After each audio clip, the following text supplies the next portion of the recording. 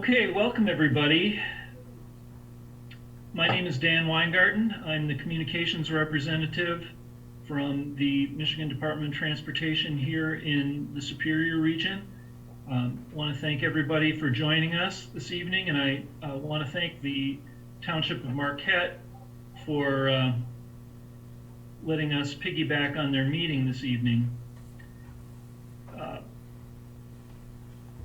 This is our public meeting to discuss the 2021 US 41 M28 repaving and rebuilding project in Marquette Township in the city of Marquette.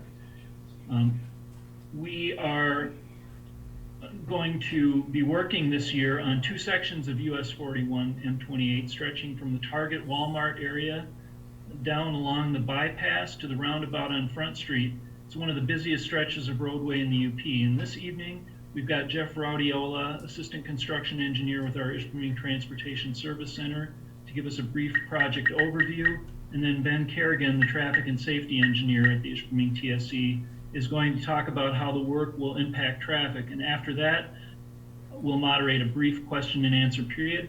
Everybody's muted during the presentation, but you'll all have an opportunity to ask questions in the Zoom chat or speak afterward. So we've got a short time window, so without any further delay, I'll let Jeff take it away. Hi everyone, Jeff Raudiola. This project is on US 41 and M28. There's two project areas. They're from Front Street to Altamont Street and from Westic Road to County Road 492. This project construction work is necessary on these two portions of the roadway, since this is a very busy urban area with upwards of 33,000 average daily traffic. The contractor is Payne and Dolan. The construction will be all this year in the summer of 2021. Construction cost is $9.3 million. There's federal and state road preservation funds being used for this work. Along with our project, there's also a separate township bike path being built during the project from County Road 492 east to Commerce Drive. This project will be coordinating with the work on the bike path construction between 492 and Commerce Drive to minimize the duration of the impact of the corridor while it's already under construction. As far as the job schedule, it's basically from May through October, with the paving work to be completed October 12th. Just a few quick notes. We had a pre-construction meeting this morning with the contractor, subcontractors, and utility companies, and so on. And the project is on track to start as scheduled. Additional updates and releases will be provided as the project progresses. And township and city officials are obviously welcome to attend any progress meetings as the work progresses. A couple of project highlights. This map shows the two segments. Area 1 is on the left side. It goes from County Road 492 to the hospital roundabouts, where MDOT will rehabilitate the roadway, including asphalt resurfacing, storm sewer repairs, curb and gutter, and sidewalk replacements and related work. Area 2 is on the right side of the screen. Lower down, it goes from the hospital roundabouts easterly to Front Street. And this is a total reconstruction project involving complete rebuilding of the roadway. Next slide, I guess, Dan. This is just showing the existing condition. As you can see, the construction work is necessary for the continued operation of this roadway in a very high traffic area. Next slide, I guess, Dan. So this will complete reconstruction on the corridor that's already seen major roundabout reconstruction projects in 2017 and 2019 and 2020. Improvements will include a smooth resurfaced pavement and reconstructed shoulders to benefit multiple users, including bicyclists from Wright Street to Washington Street. A separate non-motorized path is planned in conjunction with this project from Wright Street to Commerce Avenue. This path will provide safe access access for bicycles and pedestrians and provide an important link for future non-motorized improvements planned by Marquette Township. Through traffic will be maintained by lane shifts and lane reductions. Some local traffic detours will occur during the project. And the construction is being staged to minimize impacts of traffic during the heaviest traffic periods. At this time, I'll turn it over to Ben Kerrigan, our traffic and safety engineer, who will provide some additional details on the traffic impacts. Thank you, Jeff. Next slide. So as Jeff said, during our project this summer, we're going to be maintaining traffic with single lane closures. So what does that mean to you? Currently, we have 2 lanes of traffic in each direction, and we're just going to be reduced down to 1 lane. So we likely see early in the project and later in the fall, there's probably going to be some times where we have some isolated work areas where it makes more sense to leave 2 lanes of traffic where we can to minimize the delays. But during the bulk of the construction, we expect it's going to be safer and less disruptive to traffic overall if we can just keep that traffic into 1 lane rather than merging in and out of 1 lane. So you'll alternate between running on the left side of the road for a while and then the right side of the road as we work on various stages of the project. So the section between Grove Street and Front Street on the east end of the project, we expect that's going to be constructed independently since we have about a half-mile gap between the 2. So there's probably going to be some times where you'll start off going through the work zone, shift it over to stay the left side of the road, and then further down the roadway, then all of a sudden you're shifted over the right side. But just follow the traffic control devices that are out there at the time. So the single lane configuration, it's similar to how we maintain traffic during the roundabout project a couple years ago. Now the traffic models do show that this is going to work, but we are going to be very near the capacity for a single lane. So certainly expect some delays and plan accordingly. We will use some mitigation strategies where we can to reduce those delays, such as building some temporary pavement. We'll also reprogram the traffic signals to give some more green time on US 41. And we're also going to perform some of the work during the night. Next slide. So a lot of the construction will take place during the daytime. Anytime that we don't need to work adjacent to the traffic, such as quite a bit of storm sewer work going on in the project, ditching, working on the concrete curb and gutter, things like that. And even the full reconstruct on that east end, since we have some wider shoulders that we can run traffic on, we can perform that work during the day. But anytime that we need to work real close to traffic, that active lane of traffic, we're going to do that work at night. So throughout the project, your lane width is going to be reduced a little bit off of normal, but during the nighttime when we're doing these heavier work activities, we're really going to crowd into that lane and slide the traffic control devices over there. This gives some extra buffer, kind of a safety zone for our workers. Worker safety is a big part of how we design our MOTs. I'm not going to read through this whole list, but I'll talk about the detours a little bit more next. So go to the next slide. So as I stated earlier, there's always going to be 1 lane of through traffic for each direction of US 41. We're never detouring US 41 traffic, but whenever we work in the approaches on some of these busier side streets, we're going to detour that side street traffic. So the only reason this would affect you if you're on US 41 is if you happen to want to turn on that street at that time. And again, you just have to follow the detour signing that's out there. Otherwise, it just affects that side street traffic. So we primarily intend to use these detours overnight, both to minimize the disruption to the traveling public. We can avoid about 80% of the traffic by doing this work at night. And then it also aligns better with the work that we're going to be doing in these intersections with cold milling and paving.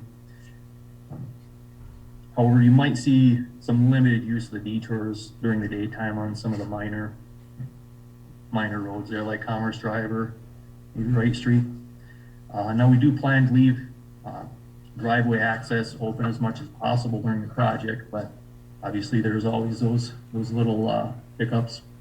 So biggest things I wanted to take away from this meeting is that we're always going to have that 1 lane of open traffic on 41.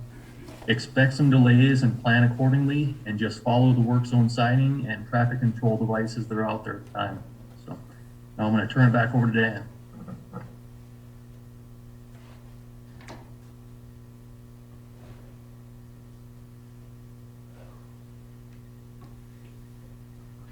You're on mute, Dan. Unmute, that would be good. Okay, just wanted to thank everybody again for taking the time to get the details on this project. We hope that the presentation gave you a good overview. If you're looking for more information, you can contact me via email. I'll put my email address in the chat momentarily. And we will continue to release updates to the public and the media as the construction starts to get closer.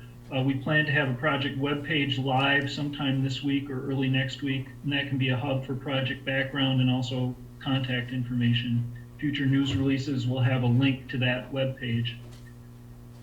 We'd ask for your help in collecting some demographic statistics. There's going to be a short survey. It's 3 questions, and there'll be a link in the chat to that. Helps us assess our outreach efforts. And now at this time, we will turn it over to question and answers. You can use the raise hand feature on Zoom or ask in the chat if you want to be unmuted. If you have a question that you'd rather type out, you can do that in the chat. Let's answer the chat questions first, if there are any, and then we can open it up to questions, verbal questions. We also, in addition to the MDOT folks here tonight, we have Zach Lange from Payne and Dolan and Sean Riley from DLZ Consultants, who may be able to answer some of your questions as well. So thank you very much. We'll open it up for Q&A now.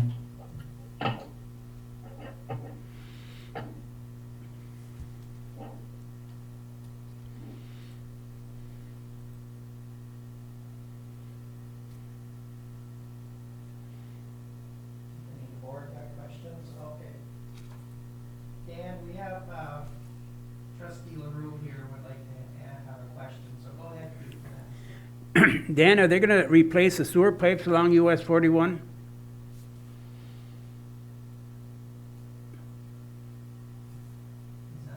Who'd like to take that question?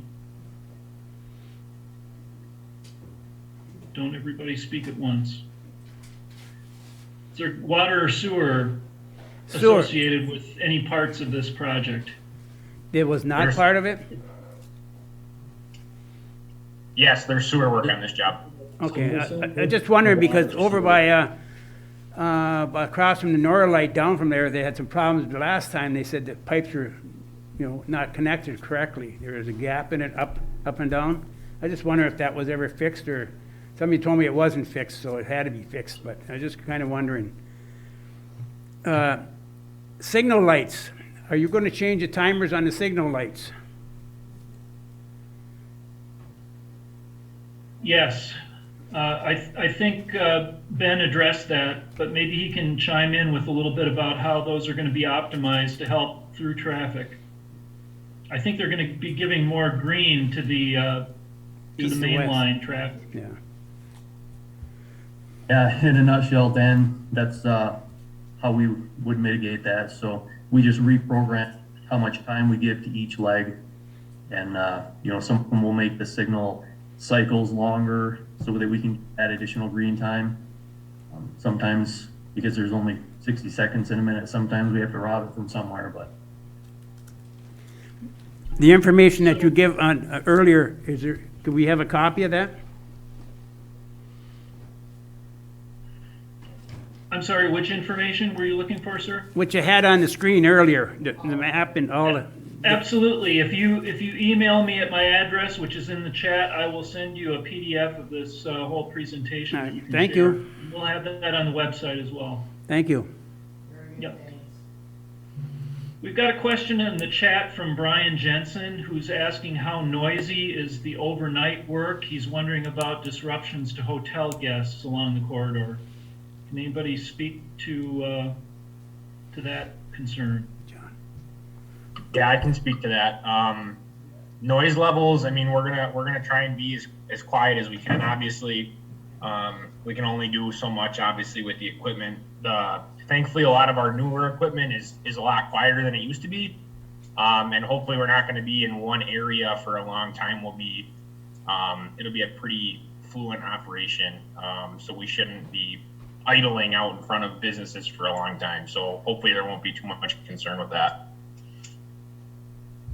There is gonna be, roller vibrations though from the rollers that compact the asphalt, and there'll be backup alarms, so that's something that we can't get away from.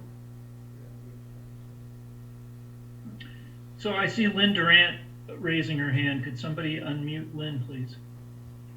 Can you hear me? Yes, we can. And also a nice echo.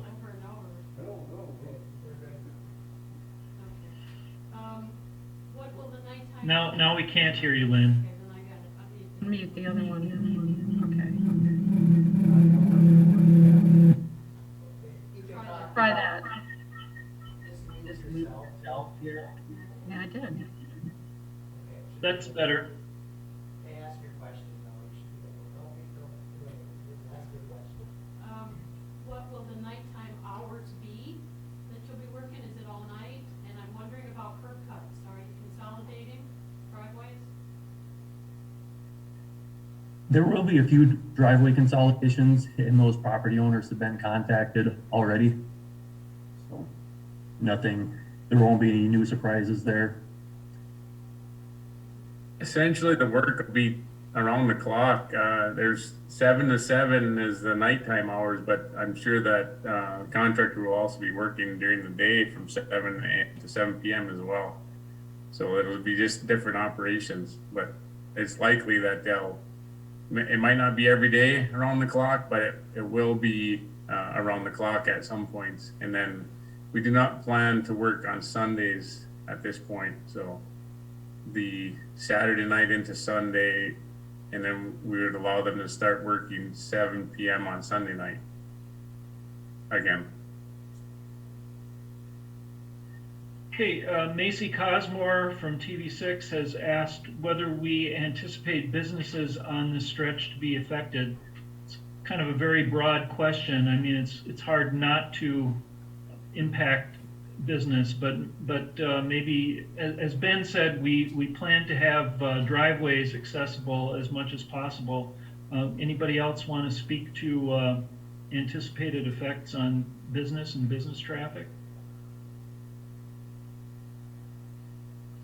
I guess at this point, everything is there's no portions of the roadway that are closed down, so the traffic will still be going down, in front of each business. Some of the driveways will be built part width, and we'll leave it up to the contractor to coordinate with some of them if they want to try to do something different, if they happen to have another way into their business, but we will maintain access.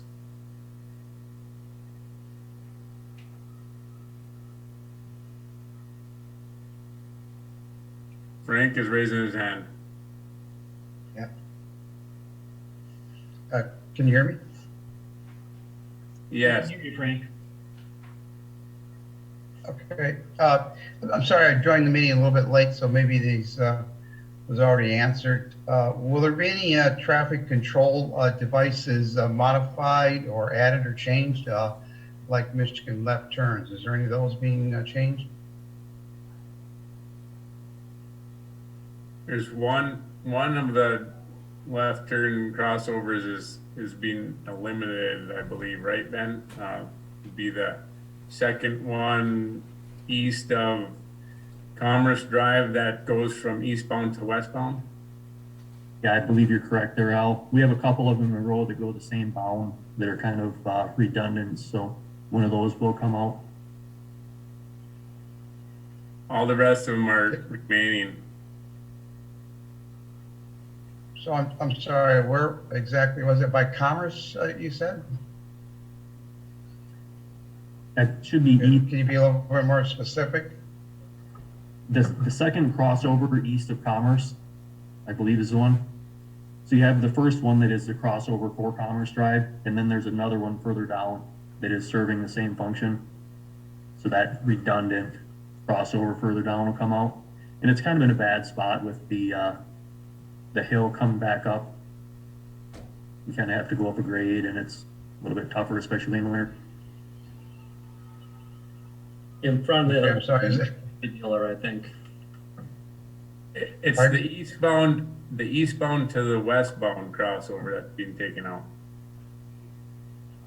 In front of where? Okay, why,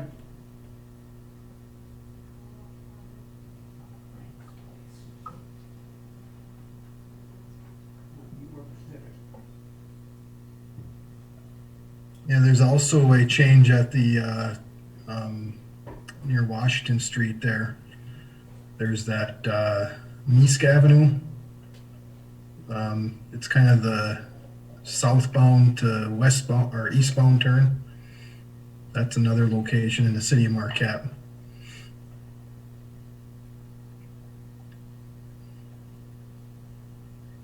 yeah, I'm just trying to, so when you're saying that at Commerce Drive, is it east or west of Commerce? I guess I'm still didn't get that. Is it, It's when you east said of a hill, Commerce. and Second one downhill of Commerce, if that makes sense, you know, if you're going toward eastbound, I guess. It's in, kind of in front of the dealer there. Yeah, past Fox Chevy. Kind of on the top of the hill. west of the Randy, I hill. got a question when you get time. Got another question like, from trustee LaRue, so. Yeah, could you be more specific? I mean, we all drive it every day, but just say where it is, in front of where, and so Frank could understand exactly where it is? Huh? That's what I said, it's the second crossover east of Commerce Drive. It's the eastbound to westbound crossover. That's the one, I don't know. I could, You I can could bring up a pull up Google a map. map, a Google map here, and maybe I could point to the one that I think it is, and you guys can tell me if this is correct. Hang on one second. And you can share your screen, Dan, so. Yep, I'm doing that right now. So It's the here's closest one to the Cedar Motor Inn, so that would be that one. this one right here. Yes. Crosses from the eastbound to the westbound. And you can see there's another one right here. This is the first one down the hill that they're talking about. Does that make sense? Green City. Zoom in a little more, Dan. Make your Okay, screen. here's Commerce Drive. And here's the first one, which is remaining. And then as we go down here, here's the second crossover. Kara Applecamp State Farm. And then the Advanced Auto Parts, and then these buildings here. This is that's the motel, right? Might help if you put the satellite on. There we go. There's Commerce with the light. Crossover 1, crossover 2. So this is the one here that would be eliminated. Here's the Cedar Motor Inn, just to the west. In the budget house.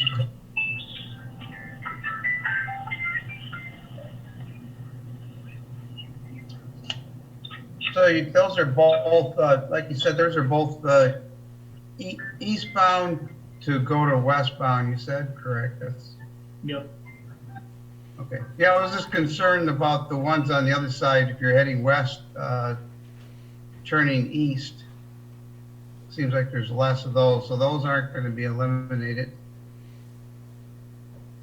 There's one kind of right across from the Cedar Motor Inn, westbound. That one's not gonna be eliminated. Obviously, I'm concerned because once you pass that last one up, then you have to go way past, Commerce Drive. Obviously, you can't make a left at Commerce. You start, heading east again. Yeah, there's no plans to make any changes there. So there's actually 3 that go east to west, right in a row there, because you got the one that goes to the Westwood Mall, then you got the one for Commerce, and then you had the one down the hill. So the 3 in a row is just, like I say, redundant. But no plans, I don't believe, for changing anything crossovers from westbound to eastbound. Great. We've got one more question from Brian Jensen, wondering about a timeline of where the main activity will be at any given time. We purposely tried to keep this presentation fairly high level, and we will be letting people know when stage changes happen, but can we give people a general sense of where the construction is going to start, and then which direction it's going to go toward, where things will be done first? Yeah, I guess I can, Zach might be able to fill us in also on that, but there'll be some prep work, just going from Walmart eastbound to start out, and then probably around May 10th, start on the outside, replacing the curb and gutter, doing some excavation, I should say, and start the curb and gutter work, some drainage, things like that, going from Walmart eastbound down to Wendy's, and then probably start the other direction coming back. I think something to that effect. Is that right, Zach? Yeah, so I mean that first week, once we can get out there, we're gonna, first things first is we have to widen the road out to get that temporary pavement in on the inside lanes. So we'll be excavating your current shoulder, obviously backfilling it with gravel, and then putting our temporary asphalt in on throughout the entire job, so that's done. And then we will, once that's in, then we will start with our removals from Walmart to Wendy's, and then we're gonna follow back up the hill back towards Walmart with all of our sewer work. And then once that side of the road is done, obviously, then we'll flop to the other side, the side where Buffalo Wild Wings and the mall is, and work back down the hill and then up the hill again until all the outside is completed. And that reconstruction work on the other end of the project will be later in the summer. Correct. That's the area from the hospital roundabouts out to Front Street in the city. Anybody else have any questions? We've got a few more minutes here, actually just about 1 minute, so not a lot of time, but if anybody has a quick question before we wrap things up and turn it back over to the township board, now's the chance. Andy, I want to ask one more. One more question, Dan, from trustee LaRue. Is there any plans to do on Commerce and US 41, change that intersection there to a roundabout? No, we don't have any plans for anything like that at this time. This is, through most of the project, it's kind of our heavy maintenance project. So, with the funds available, all we can really do is rehabilitate what we have here and put a couple more layers of asphalt on it is the primary, primary purpose of that project. So the other roundabouts that we've put in the area have all been associated with safety funds. And we haven't, fortunately, we don't have any kind of a crash pattern to hit the. Looks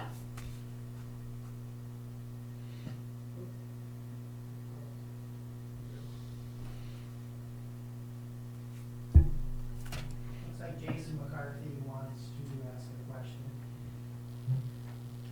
No question. I just want to thank everybody for being a part of this. This is a great benefit to our community, and I understand there's some pointed questions towards MDOT with regard to delays and effects on businesses, but I would remind everybody that, this is a roadway that doesn't get touched very often in such a manner. So this is a great improvement for our community, and we ask that you guys have patience while this project goes on and think about the end game, which is going to be a wonderful roadway through our community. So I appreciate all your efforts on everybody's behalf. There's a lot of pieces to this puzzle, And we appreciate everybody working towards a common goal. Yeah, thanks, Jason. That's very well said. Just everybody be patient, and the payoff will be a really nice stretch of highway through one of the busiest commercial corridors, and a lot of other improvements too for non-motorized and future improvements. So yeah, we appreciate the support, and thank everybody for showing up tonight and getting the details on the project. And we will be keeping in touch with the public and the media as things progress. So more to come. Okay, well, thank you, Dan, and we're gonna get started with our township board meeting shortly here. And anyone that would like to stay for our township board meeting, the Zoom link will stay open for that. If not, I guess, thank you for attending, thank you, Dan, and we look forward for updates. And at township board level, our manager and our planner will keep us up to date on such, how it's going on. So, thank you, everyone. John, thanks Randy for helping us set this up. Appreciate it. Yep, thanks. Thank you. Thank you. Okay, I'm gonna take a bathroom break and then we'll get going. Yep. I'll take yourself out the room there, we're gonna have that feedback. Bless Bless you, you. bless you. Bless you. Okay, we're good, everybody? Hang on until Make sure your microphones are on also, or you won't be on the recording. Okay. Good evening, everybody. This is a regularly scheduled meeting of the Marquette Township Board. We are in the Township Boardroom. Today is Tuesday, April 20th, 2021. We just had a previous meeting, so right now it's 6:40, let's say. I have access you to guys my in? computer. Mm-hmm. Yeah. So let's do, pledge? Yeah, we got a flag right there. Flag. Everybody wants to join us. I pledge allegiance To the flag of the United States of America, and to the republic for which it stands, one nation, under God, indivisible, with liberty and justice for all.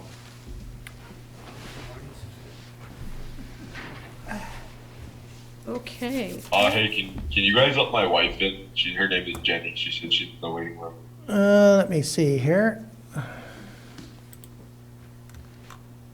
I don't see her here, so if she wants to go out and join back again, that'd be perfect.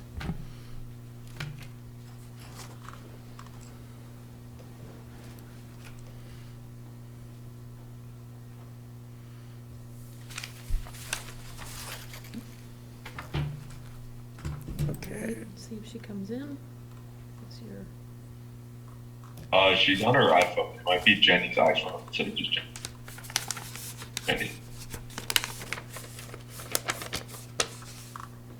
Oh, here, okay.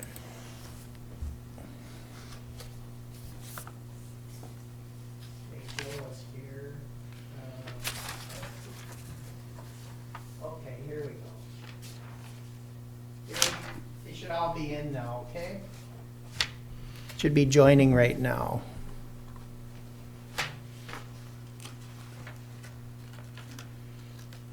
And if you folks would just like to mute yourself at this time until either public comment or the agenda item comes up, that would be fine.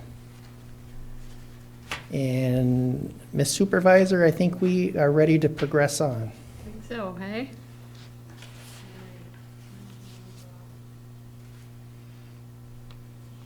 Get rid of my agenda there, so I'll just do my paper one. All right. Welcome, everybody. This is kind of different because we're back in the hall. Randy, if you want to do roll call? Okay, Trustee LaRue. Here. Trustee Winslow. Here. Trustee Everson. Here? Trustee Marks. Present. Treasurer Johnson. Here. Secretary is here, and Supervisor Durant. Here. Here. Okay, staff present is Manager Kangas. Our legal counsel, Roger Zapp, is here, and let me get the list up so I can see who else is here.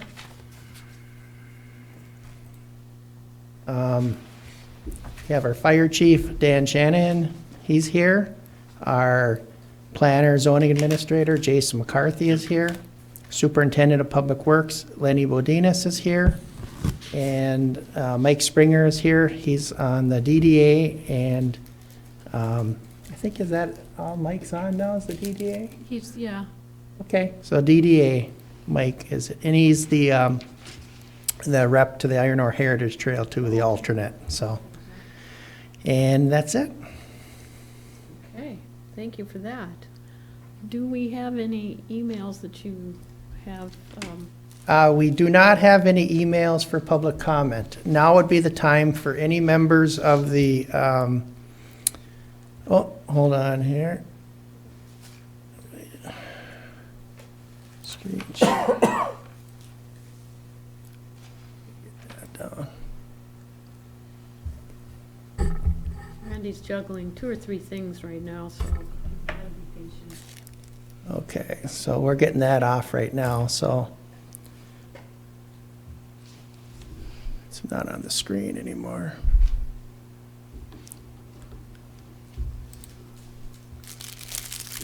God, I think we got spoofed, but that's okay, because I changed it.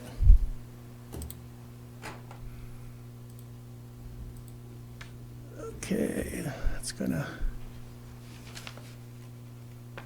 Okay. We can't share their screen anymore, so let me put this back on there.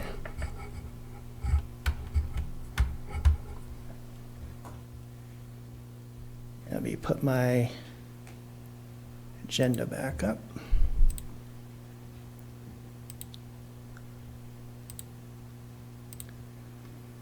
Okay, so anyone that for public comment from the public on Zoom, this is your time.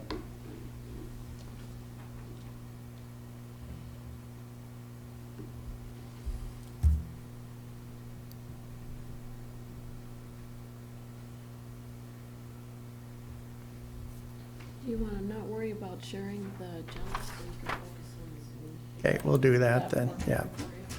Okay, public comment is closed then, and we'll move on. Okay, thanks, Randy. It takes 2 and 3 off of the agenda. All right, tonight's consent agenda, which I will need approval for, a motion of, consists of regular meeting minutes of April 6th, 2021. Bills payable in the amount of $160,000, $582.27. We have the March Sheriff's Department activity report and the Fire Department report. We have the Solid Waste Management Authority notice and agenda for their April 21st meeting tomorrow. And they gave us an updated list of their trustees. We have an UPCO notice to their participants of various things, including a rate increase. Downtown Development Authority minutes of January 12th, and the financial statement from March. Move for approval of the consent agenda. Motion and support. Do you still want to do, If everyone's here, there's no need for a roll call. okay, I didn't know for the public, for the Zoom. Okay, so all in favor? Aye. Opposed? Thank you, we got that done. And all I need is approval of the rest of the agenda unless there's some changes or anything pulled out. Move for approval of the agenda. Support. Motion and support, all in favor? Aye. Opposed? Thank you. Again, I didn't get that. Who made the motion and seconded? John? And Okay, thank you. I'm not aware of any conflicts of interest pertaining to this meeting with the board.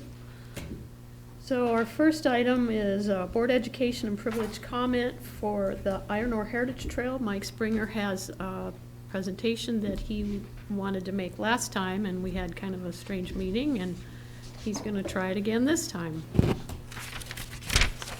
Thank you, Lynn. Yes, I'm Mike Springer. I live at 206 Eagles Nest Road.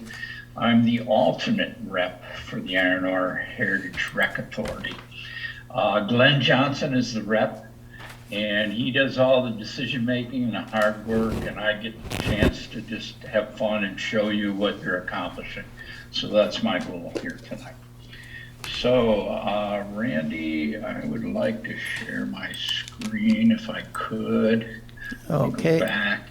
Hold on, Michael. I'm going to make you a co-host here so you can.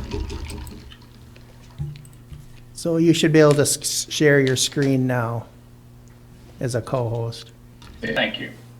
So first of all, this presentation was put together and presented by Carol Fulsher.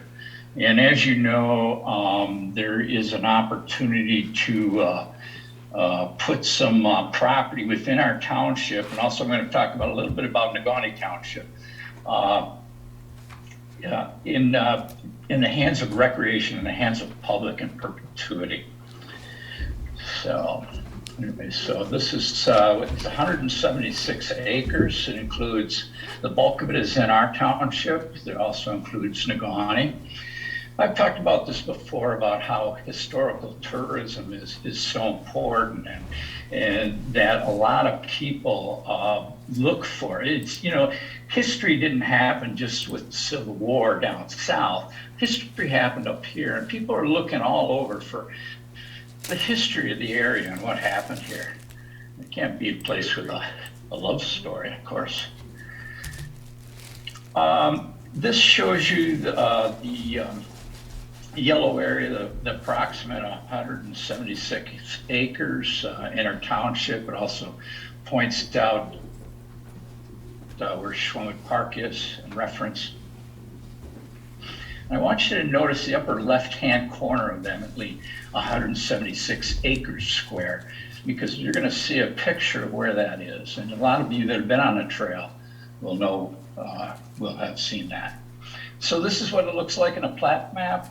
The property on the right is the property that the Britton Schwemmens are keeping. And this shows a little bit better here. You can see the yellow box is the Britton Schwemmen property they're keeping. The green boxes are in our township, which is planned to be put in public hands for recreation, and the blue box is in Negaunee Township. So here's a plan for, it's a rough sketch of a trail that would be built within there. And again, notice the very left-hand side of this, or the west side of this trail. This is what it is. You can see that the landowners are going to donate approximately 25% or 1/4 of the value of the property. Therefore, there'll be little expense to the authority itself. So there's some details here about the agreement, and this in the lower right-hand corner, that if you've been on the trail, you've seen this viaduct, and that's that corner I keep talking about. That's that gives you a reference point for those maps. And also, we had a public hearing about a boardwalk for a wetland in Negaunee, and this is important because, you know, even though this is not in our township, the Irondoor Heritage Trail is a linear park, and it goes beyond borders. So it's important to know what the authority is doing beyond our borders.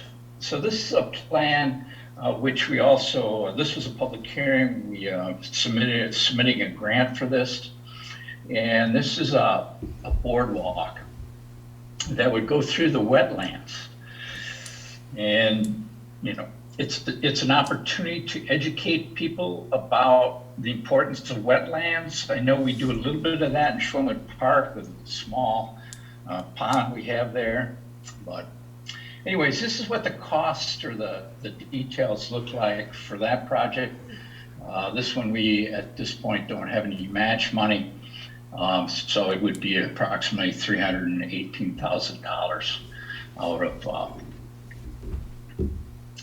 out of the rec authority funds. So this is the scary part, and I wish Carol was here. Do you have any questions or comments?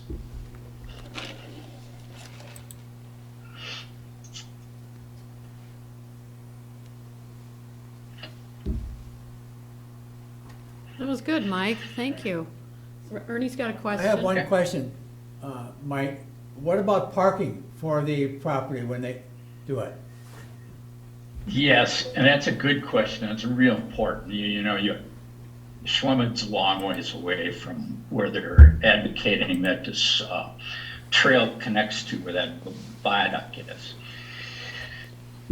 There is a property owner that's next to the parcel in Negaunee Township that the authority is in discussion with. And hopefully we'll be able to use some of that property for parking.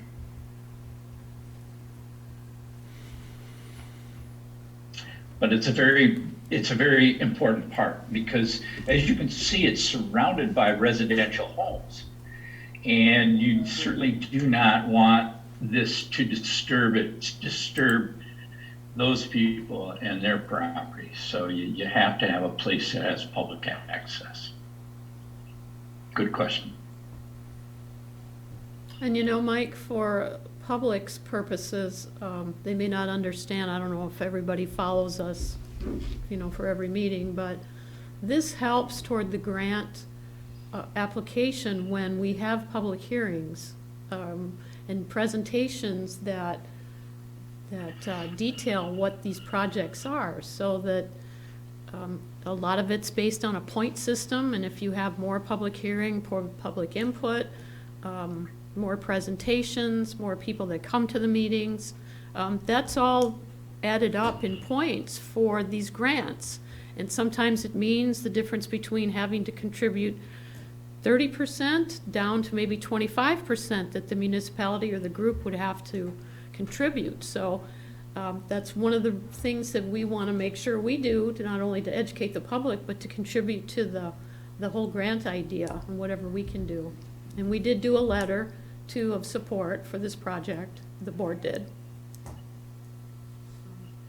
And unfortunately, thanks, Lynn, for being there, for being at both those public hearings and voicing your support of it.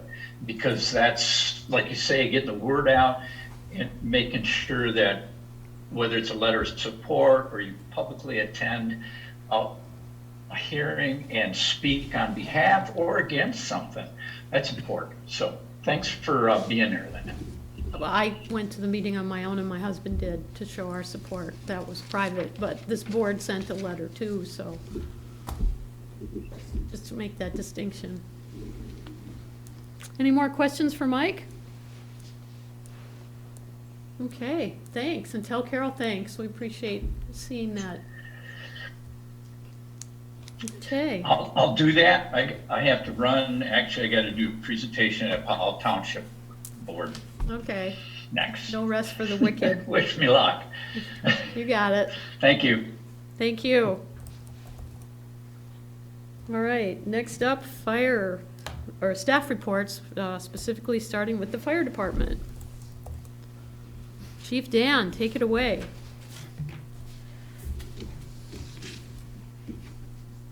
Muted. There we go. Good evening. I'll be brief. Just to keep you up to date on our numbers, our call volume roughly exactly the same as it was last year. Nothing really interesting on our emergency runs. We did have one interesting night though. I'm going to believe it was the last Saturday in March, around 9-10 o'clock. We got a call for campfires out on Little Presque, and you would have thought it was a hot August night out there.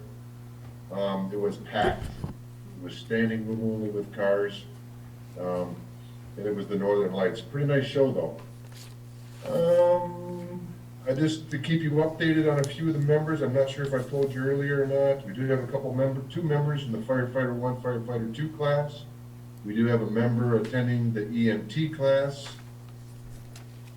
Our inspections did resume this month again, grant-wise. We had Semco come in and do a presentation, and we also applied for a grant with them, and that would be for the miniature gas monitors. It'd be for our EMS personnel when they walk into a house, people aren't feeling well, not sure why, they'll have a monitor attached to their bag, and it would let them know why the people might not be feeling well. We are investigating upgrading or switching our software that we've had for the past 20 years. It is going away. It's something we didn't anticipate. We've looked at for the previous years, but the expense, we never did switch. And we've been looking into that, and hopefully we can just stay sort of with the same company and just upgrade, which of course will be an expense too. And we're starting to plan our summer activities, which as of today, everybody's a go. It could be a busy summer, hopefully. Does anybody have any questions for me? Anything for Dan? Do you have a time frame, Dan, on when you might be doing smoke alarms back in the homes yet? Or is that state, I'm sure it's state mandated when you can get back in the folks' homes? What you mean to install Smoke alarms? fire alarms? Yeah, or, yeah, fire alarms. Oh, yeah, yes. We were I set a personal date of May 7th. I don't know. Even the county firefighters tonight, which we do like to meet in person, they went back to Zoom tonight. So, I don't know. The state's not mandating us on home installs. Businesses, we've started back up. And it's something that's, I guess, very fluid. We're taking day by day with the rise in the, what's, the COVID stuff going on again. I don't know. It's day to day. Okay. Is the best I can say. No firm answer yet. Okay, just so we make sure the public kind of keeps aware of that. And I see you had a, sorry, go ahead. We will, if they want to come to the fire hall, we will give them, but we will not install them. Okay. We will hand them out. Okay, that's good to know. So if the residents come like, what, 8 to 4:30, pretty much? Right, and we do recommend calling first, so we can set this up. Okay. 'Cause there's a little form we have to fill out, because the detectors were given to us on a grant. So if they could give us a quick call and make sure we're here. Okay. We're not always here at that time, Good deal. all of us, but Yeah, that's good information. I see you had a chimney fire too, so let's remind Yeah. everybody to get their chimneys checked. yes, that is a good word of advice, yes. Please check your chimneys, yes. Yep, that is very important. It may seem like it's, money up the chimney, but Yeah. it's pretty scary. I have a friend who experienced that. It is. If people know it as soon as it happens, they know. Yep. You don't want to have that get carried away. No. Okay. Any other questions for the chief? You're good? Okay. Thanks, Dan. Appreciate you being here. Have a good night. You too. I think I saw, there's Mr. B. Hello, everyone. Just a few quick things here from the Public Works perspective. For our solid waste, I'm sure a lot of you have received that the carts are coming, little postcards in the mail a few weeks ago. Tomorrow there will be a press release as part of the Earth Week about our recycle grants. It's going to have some more information on everything there, so you should see that coming up. And then next week our carts should start to be delivered for recycle carts. So all the residents, garbage customers in Marquette Township should be getting one of those delivered right to their door. So that's going to be great. And collection will be starting the week, I believe, of May the 3rd for the recycles. So that's kind of exciting. We're getting moving on that, and it's going to be a good program going up and be very helpful. For wastewater, the failed VFD drive at the Center Street lift station was repaired. We were able to get that up and going. So that's good. Our Center Street lift station's back up at full speed and working good here. And knock on wood, hopefully nothing else will go wrong with that station. We had another jammed up pump at the US 41 pump or lift station, and the problem actually was caused by one of these. One of these carabiner things got jammed up in the pump, and a set of keys. So it just kind of shows that people dump anything and everything down the toilet, and it ends up at our lift station. And it was enough to jam the impeller up and take a big old chunk out of it. So we're looking at some strategies in the future, maybe to kind of prevent some of that stuff. I mean, we even went as far as buying a big magnet and basically doing a type of fishing down in the wet well to see if we could catch any metal in. So we might start doing stuff like that to see if we can catch any garbage that's coming down into the wet well before it can get up in the impeller. We're going to look at some other strategies to try to keep stuff out of there as much as possible to try to, prolong. We don't want things jamming up the pumps and breaking the impellers.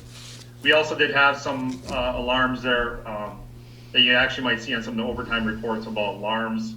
And actually that kind of was related to the pump jamming up. When we pulled the pump, we kind of skinned up one of the float wires, and we found that was setting off alarms, and it was actually shutting the pump station down. But we were able to figure it out and get that fixed and repaired, and temporarily we were installing a new float in that one as well to kind of keep those from happening. We've also had a few grinder pumps over here over the last few weeks, some alarms and stuff going off, and we've been having to change those. So you might see some overtime come through on those, but they've been all call outs after hours and stuff like that. So, but we were able to get them changed out and repaired pretty fast. For water, we got a real busy season coming up actually for water and sewer. What you heard, the US 41 project earlier, we have that. We also have the Ontario Phase 2 project coming up. We have the Northwoods tank is going to be painted. So we're kind of making sure that we're going to be have everything, all our ducks in a row for all these projects, and make sure that all our systems are safe, ready, and able to go. We're going to try to really minimize any problems that we will have. Unfortunately, on some of these projects, we did find out kind of at the last minute that there's going to be some things and costs that we're going to have to incur as a township, especially on Ontario Phase 2. The water main actually, their storm sewer actually is going to be in conflict with our water main. So we're going to get some more information on that, and we'll be passing that on as soon as we get some more information. We've also, this last couple weeks, we had multiple staff. We were on a webinar dealing with the distribution systems material inventory list. And this is kind of a result of the lead copper rules that are coming in the state of Michigan. Basically, we're going to have to, I believe it's 20% of our service lines, we have to physically verify what the material is, and that's by basically we have to physically somehow dig them up on either side of the curb stop and inside the house to see what they are, whether they're copper or what they are. But that's going to be like 230 of them, and that's a cost that we're going to have to absorb. So there's going to be a lot of municipalities in the state of Michigan are going to be in the same boat as we are, and it's going to be something that we have to get done over the next 5 years. So that's going to be a lot of work for us, added work that we were not anticipating. But there's going to be some other things coming up on that, and again, we will keep the board informed as we go forward with that. For building and grounds, our staff has been getting everything ready for the upcoming season, specifically the ball field. They've been working on that. They've been working on some of the other buildings in the yards and stuff, trying to make everything look nice and breaking up dirt and sweeping the sidewalks and stuff. Trying to get all that looking good for summer here. They do have a busy season coming up. They're going to have a lot of stuff to keep up and to make good here for the township. We've also hired a new employee. We had our third building and grounds person come on, Nicole Fawcett. She's been really she fits in well with our organization and has really hit the ground running. She's not afraid to get the shovel and start shoveling dirt and moving brush and stuff around. So we're really happy to have her working with us, and it's really good that we have her, that she's helping us out. So that's all I have. Does anybody have any questions? Ernie? A couple questions, Lenny. On the new garbage bins, when they come in and they get delivered, when can the resident use them? Someone's gonna wanna use them right away and that. Is that gonna be a problem? They are still able to use the other recycle bins that we have. We are encouraging everybody to get one delivered to their house, even if they think that they're not going to use it, because in the future it might be something that they want to use. But for now, if they still feel comfortable or they can only use the smaller ones, that is okay. The question I'm asking, once they get it, some of them are gonna wanna use it right away. And they're not gonna wait. Is there gonna be a problem with that? I think the collection is should be, well, it's the week of May the 3rd, so it should be the next week, the very next week they should be able to use it. Good, because I'm sure there's gonna be people that are gonna, once they get it in front of their house, they're gonna use it, period. And we hope it's just for recyclables and that too, so. Yeah, so if for some reason that they do get garbage or some other non-recyclable material in it, we're gonna have just like a little notification that's gonna be given out, just kind of giving them please don't put these type of issue or these type of items into the bin because it kind of contaminates the whole recycling process. So, it might happen to start here and there, but we're pretty confident as people get in the swing of things that it'll be minimized over time. The second question is, when you talk about you have to verify what kind of lines you got going into homes and that in the future, who's gonna pay for that line, say, from the curb stop to the house and that, if they have to replace it in that? Unfortunately, it's looking like the municipality is gonna have to replace it.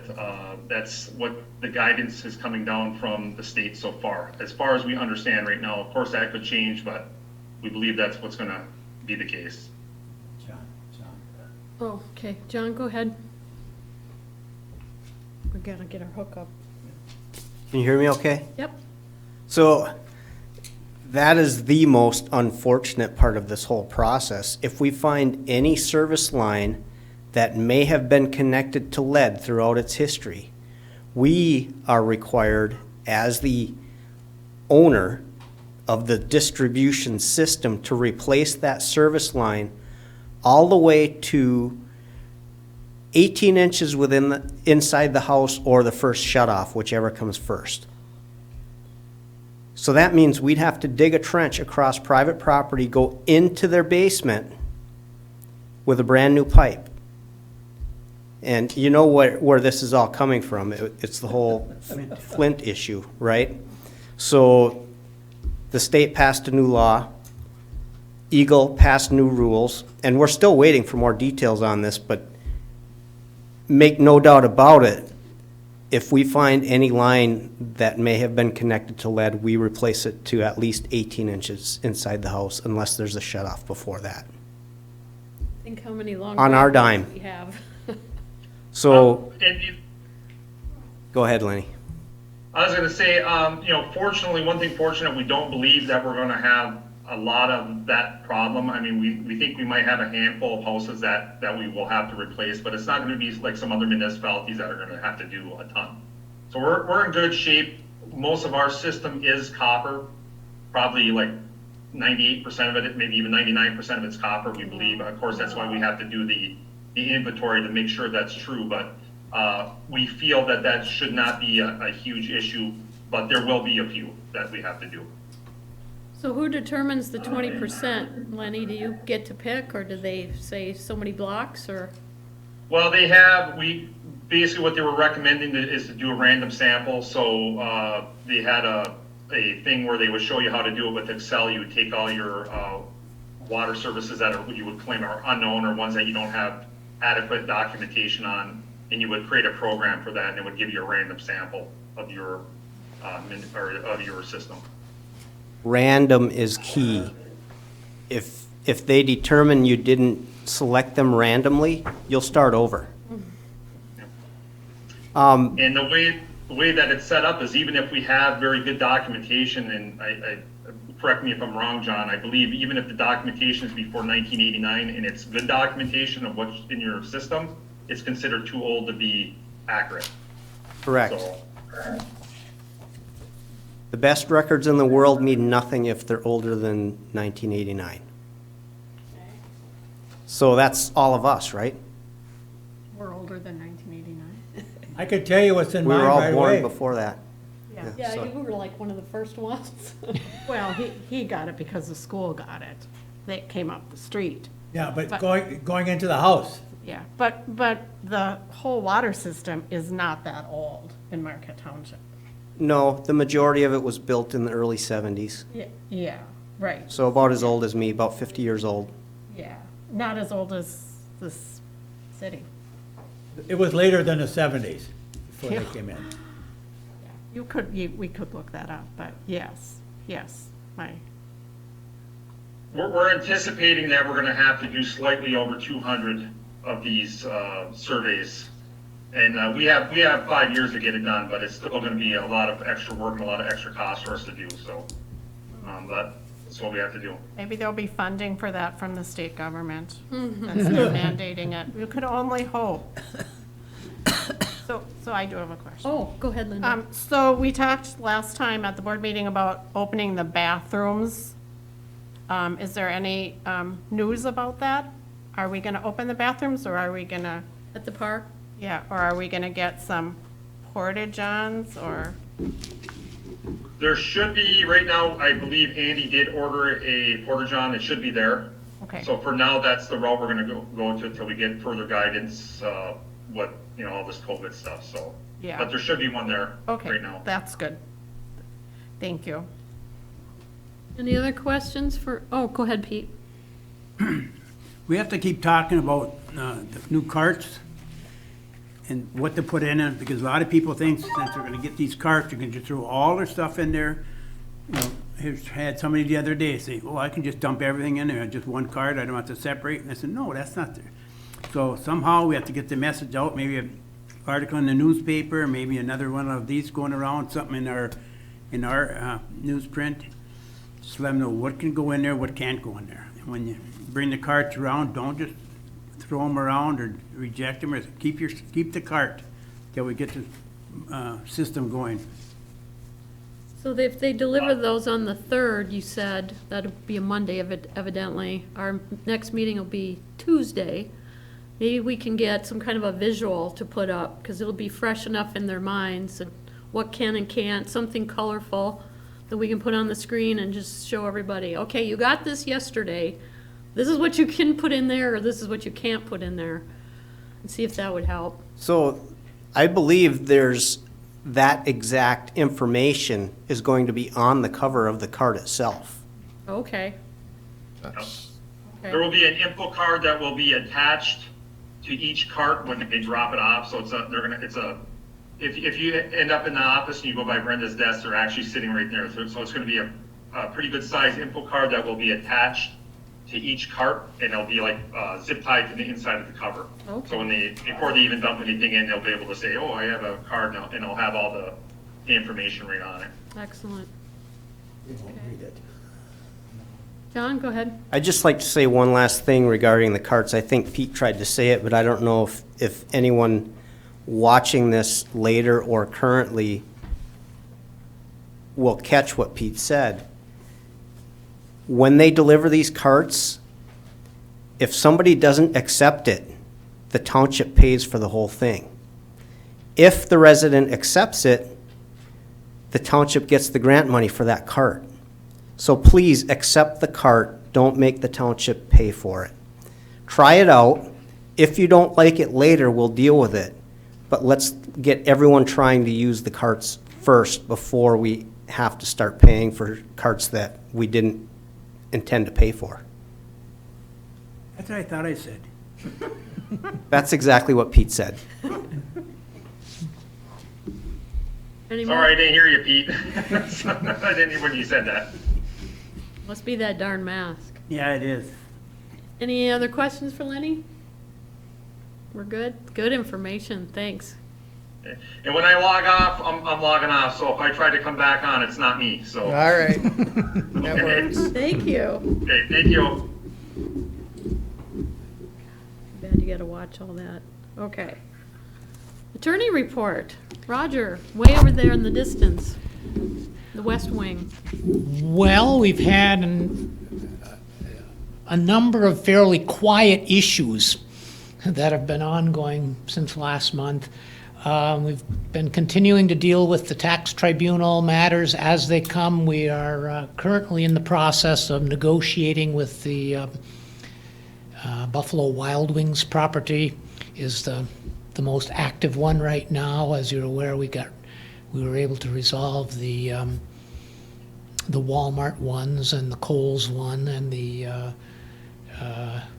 Meyer one the month before.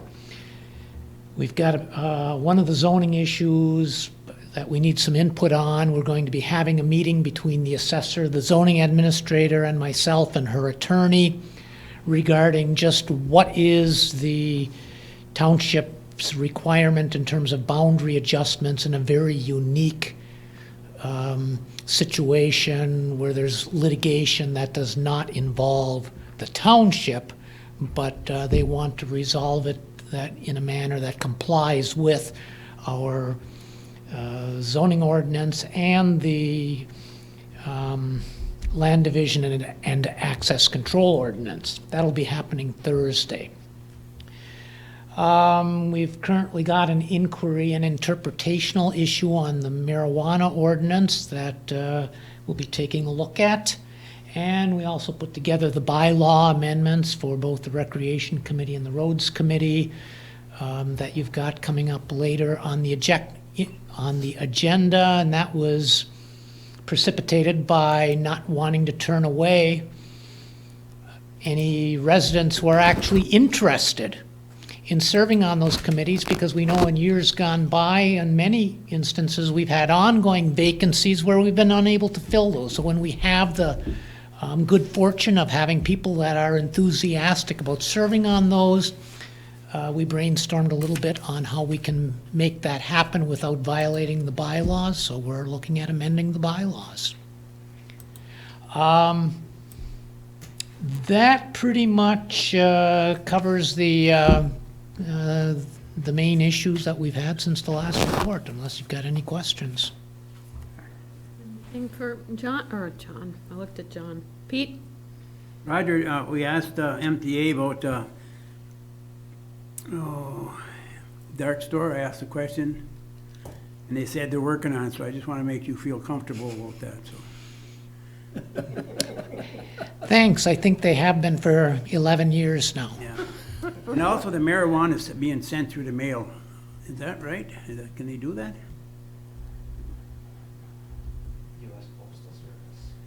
That's a new one on me. I haven't heard anything They about announced that. it the other day that you can send, they'll send out the marijuana to anywhere. I would have to look at that in terms of under the specific statutes and the rules and regulations are different for medical versus recreational, and that's not something I'm going to give you an oral opinion on, that you can or you can't. I was unaware of that, and I just can't comment on that. Okay, good. I just wondering. Thank you. Anything else for our esteemed attorney? Okay, thanks, Roger. All right, next up, community COVID update. As you might remember, John Kangas and I meet with various supervisors and other managers every Thursday. And one of the benefits to that is that we've had updates from the county. We have the director there and the doctor. It's Dr. Lorsner now is permanent for the county. So I just wanted to give you a few things that we were informed of last time, and then John chime in. They're saying the second shot is worse, and which is why exactly I was not at the last meeting, because I had gotten my shot Monday, and Tuesday I was down. And unfortunately I slept, I think, 7 or 8 hours straight, and felt just awful.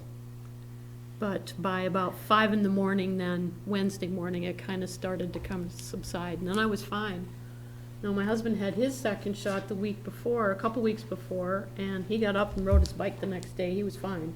So clearly, it's person specific. But anyway, so John, we'll see how you fare tomorrow. I get my second dose tomorrow at 4 p.m. Yeah. So So if we'll see how if you're things not go into work, Thursday. just text me Thursday. Okay. But they did say that age is still more critical for any of the deaths, and I believe he said everyone in the county who did pass away from COVID had not been vaccinated. I'm pretty sure that was, I'm not quoting, but I'm pretty sure that's what he said. And the surge that is occurring is not reinfections. These are new people.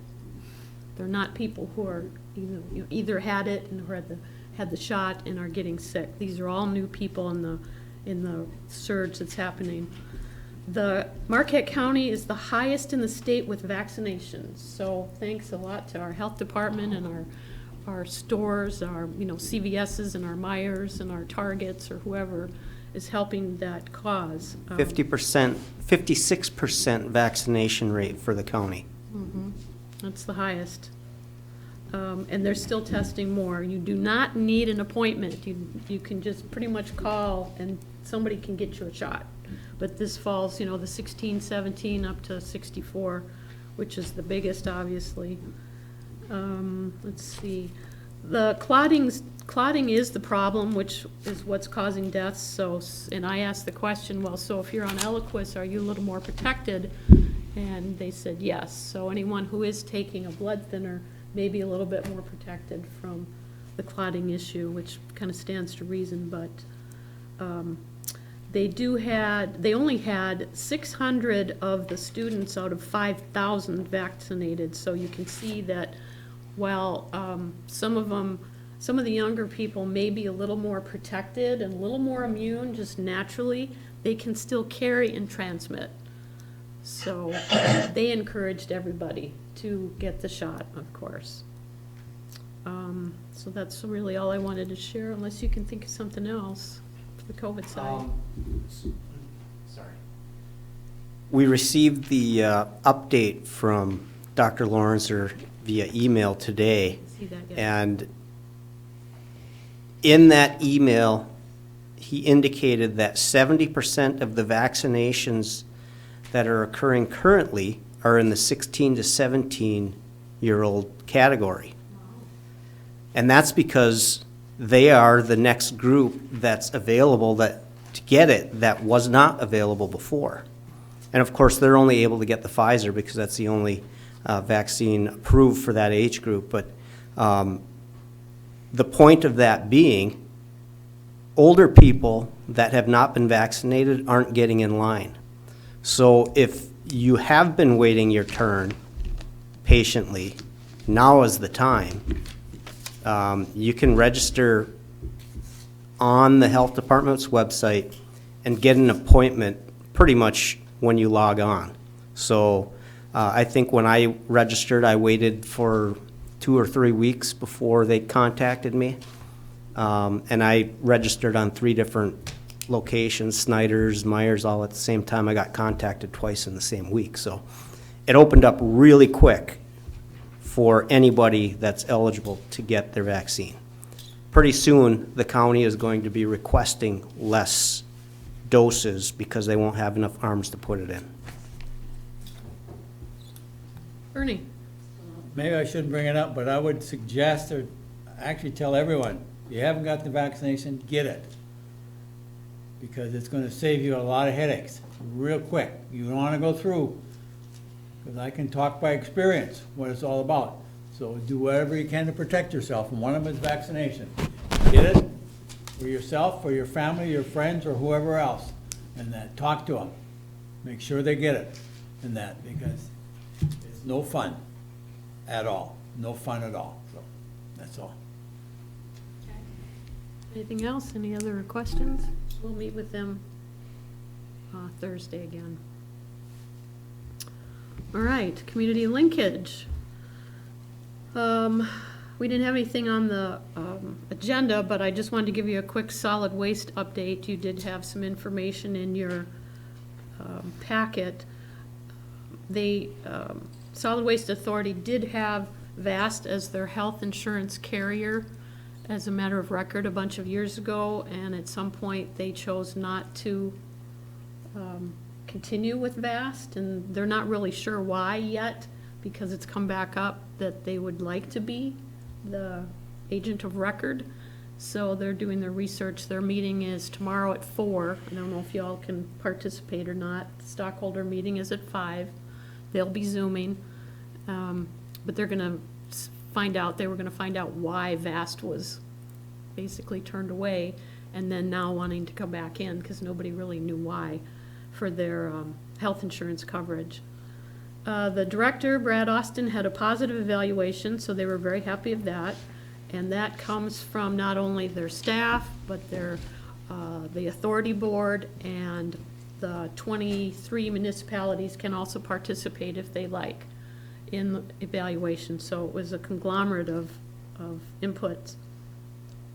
They're gonna install a dry hydrant, which at the cost of $18,000 will be another source for fires. As you might remember, they had a fire recently, and that was triggered by a battery, actually. And smoldering, it had something to do with the battery was smoldering or something, I can't remember exactly, and that's what triggered that fire in one of the cells. Let's see what else. The emergency tipping fee, you might remember, they put a $4 tipping fee in. And I think thanks to some questions by some of the municipalities at some of our meetings, they admitted that it was a temporary fee when they had initiated it as a non-temporary fee. And so they kind of backed off, which I thought was impressive, and said that that will go away in July. So we're gonna go back down to $61.50, which is a good thing. So it just goes to show when we collectively or individually show up to the meetings and make comments, it is heard. So I really appreciate that they're doing that too. They are receiving out-of-county recyclables. They got a lot from Houghton County and maybe Berga, I can't remember exactly. And so that means that they're making some money out of that. It all gets added into volume. Paper and plastics are profitable, so when we start recycling, feel like you're going to be contributing when you put that stuff in your bin. And they did find some meth components in their line last month, I think. Let's see, this would have been, last month, not last week. So they have a process in place now, and they're working with the state police and Upset, and they're going to make some changes so that they can make sure staff recognizes this stuff. And they are researching a pay increase for their board. So I don't know how much that is going to be or what it's going to cost us. And then totally different subject off of solid waste. Manager Kangas and I talked today about strategic planning. We might look at that in maybe June to try to kick that off.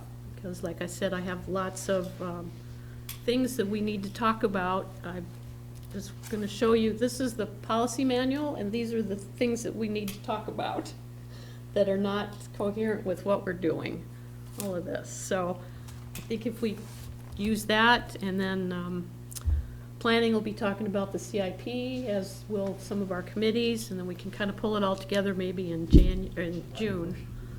One of the things that we have to consider, and I'm trying to put the township board together with the planning commission so we can have a joint meeting. We are required by law to do that once a year. It also says in our policies that we will meet with planning, the ZBA, the Business Association, and the DDA in November of each year. And we have not done that either, which is why I was trying to help push it for those, at least some of those this year. So I just want you to kind of think about it. It also says that we will meet with the chamber annually, and since we don't have a chamber in even Marquette County anymore, we can't do that. But those were things that we said that we wanted in our policies. So if we don't want to do this going forward, we need to address that. But we will have to meet with planning. Now, I don't know if you have your calendars handy. Jason McCarthy tonight, Planner McCarthy is the zoning administrator, asked if I would ask you tonight if you have a certain methodology of how you'd like to get together? Do you want to try to have them come to one of our meetings? Do we want to try to join in on one of theirs? Do we want to meet in the community room on maybe a different date? What are your thoughts? I know I didn't give you much time to think about it, but he would kind of like an answer too as to what the process looks like. I would prefer we meet on a meeting night that's already set up. Or planning or the board? Doesn't matter, but one that's already set up. So not an additional meeting? Nope, not an additional meeting. Does that seem reasonable to you guys?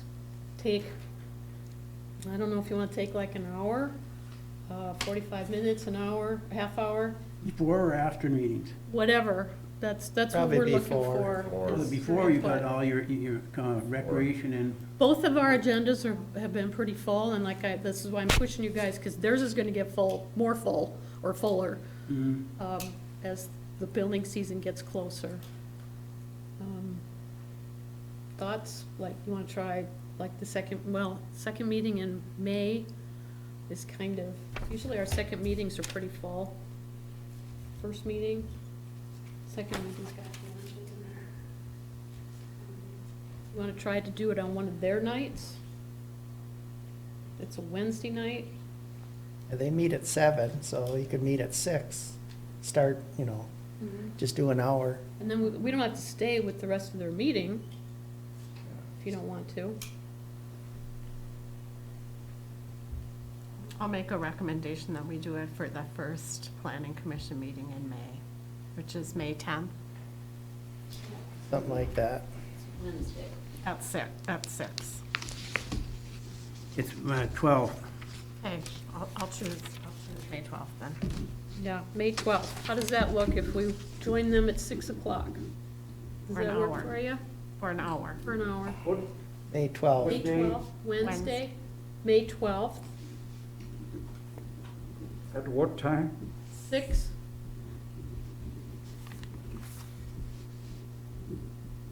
You want that in a motion, Randy, so that you... Yeah, it has to be because it's going to be it'd be technically a special meeting. a work session. It should be a work session.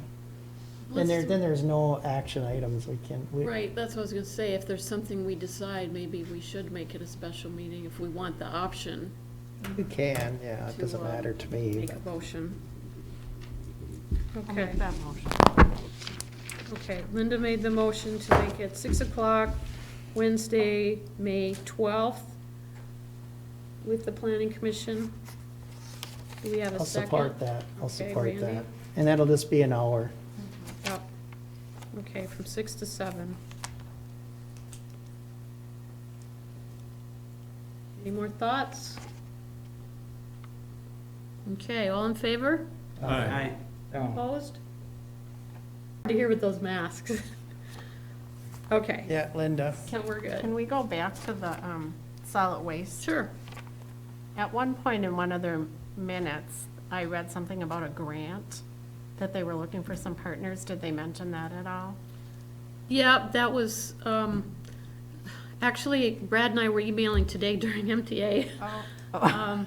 And he's gonna give me some more information. Okay. And I also, I did a chat with Waste Management yesterday through the MTA, which is Michigan Township Association. Their annual conference is this week, and we're Zooming in it. For the public doesn't know what MTA is. I did this chat, and they gave me a connection with someone in Florida who does glass recycling in countertops. So I emailed Brad right away, and he said he's aware of them, and they have multiple companies across the country. And so then that's when I asked him about the grants, and there's an Eagle conference and everything. So he was going to get me some more information. That's good, because the planning commission is looking at creating that blight ordinance, and right, if we can offer our residents something to do with their blighted materials. Actually, that was some of the MTA discussion today on blight. I listened to one of the attorneys' conversations. That was pretty interesting. I took some notes on that. So when I get all of that, I'll send it to you guys then. How's that? Okay. But we didn't vote yet. We did not. So it's, are we good on the date then? Okay. All in favor? Aye. Opposed? No, I wanted Just wanna to make say, sure. for our 6 o'clock meeting that we're gonna have with the planning commission on Wednesday, the 12th of May, Yes. I would suggest that most times when we've done that, the planning commission members are most interested in what it is that the township board thinks that they should be thinking of and doing. And so I just would bring that up so that people can give some thought to it before we get to this meeting, so we can deliver what they're looking for. I don't think the township board is looking for what they think the planning commission thinks the township board should be doing. It's always the other way around, but we need to be prepped so that we don't come into a meeting and then start thinking about it. If you got something that you want them to do, think about it ahead of time. Yep. That's Jason it. and I'll put the agenda together, we'll have a plan. Yeah. So I can email you guys, I was gonna email you and say, what are you thinking to put on the agenda? So Yeah. we know, or John can do that, whatever, just so we have, your input's important, thank you for that. All right, so we're good on that. So they're meeting next Wednesday, so they'll have a chance to kind of talk about this too. That'll give them a heads up. Thank you for that. All right, sorry to spring that on you, but I just caught Jason today when he was here to catch him on it.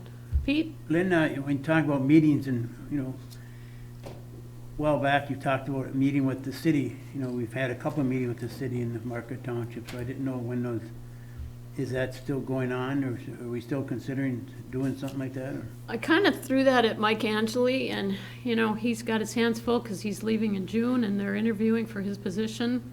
So, I don't know. Might be good after that. Yeah, that's what I was thinking. It might even be a little more apropos. They've got some new board members. If you want me to try to do it now, we could, but I just figured since he was going, wait until afterward. Okay. I will, I believe they've had 6 applicants now. Thought it was just 2, but they've gotten more, so. Frank, you remember Frank that helped us? Walsh with our manager, he's doing the interviewing. And, Oh, no, the city's doing the interviewing. They've pared well, down. I mean, yes. Yeah, he's I'm sorry. helping. He's yeah. helping. He's helping toward the interviewing.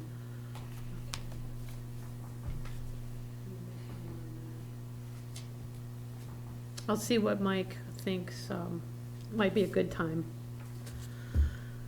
Anything else, community linkage wise? Is anybody hearing anything from the public or anything they want to share while we're on that? Go too far here. Okay. Policy discussion, consider 2021 road maintenance project recommendation. John, is that falling to you or do we still have Lenny? Yep, I can handle that. We only received one bid, and it's Farner, who has done the road maintenance in the township at least the last couple of years, as far as I know. Their prices did come in below the numbers that we were projecting, but we don't know that we can do everything that we bid out, and we pretty much anticipated that. In fact, Farner also recommended the, let's call it experimental treatment, the GSB 88, that's been discussed on and off. They did not suggest doing it on the roads that we picked. They suggested doing it on roads that we crack sealed this year.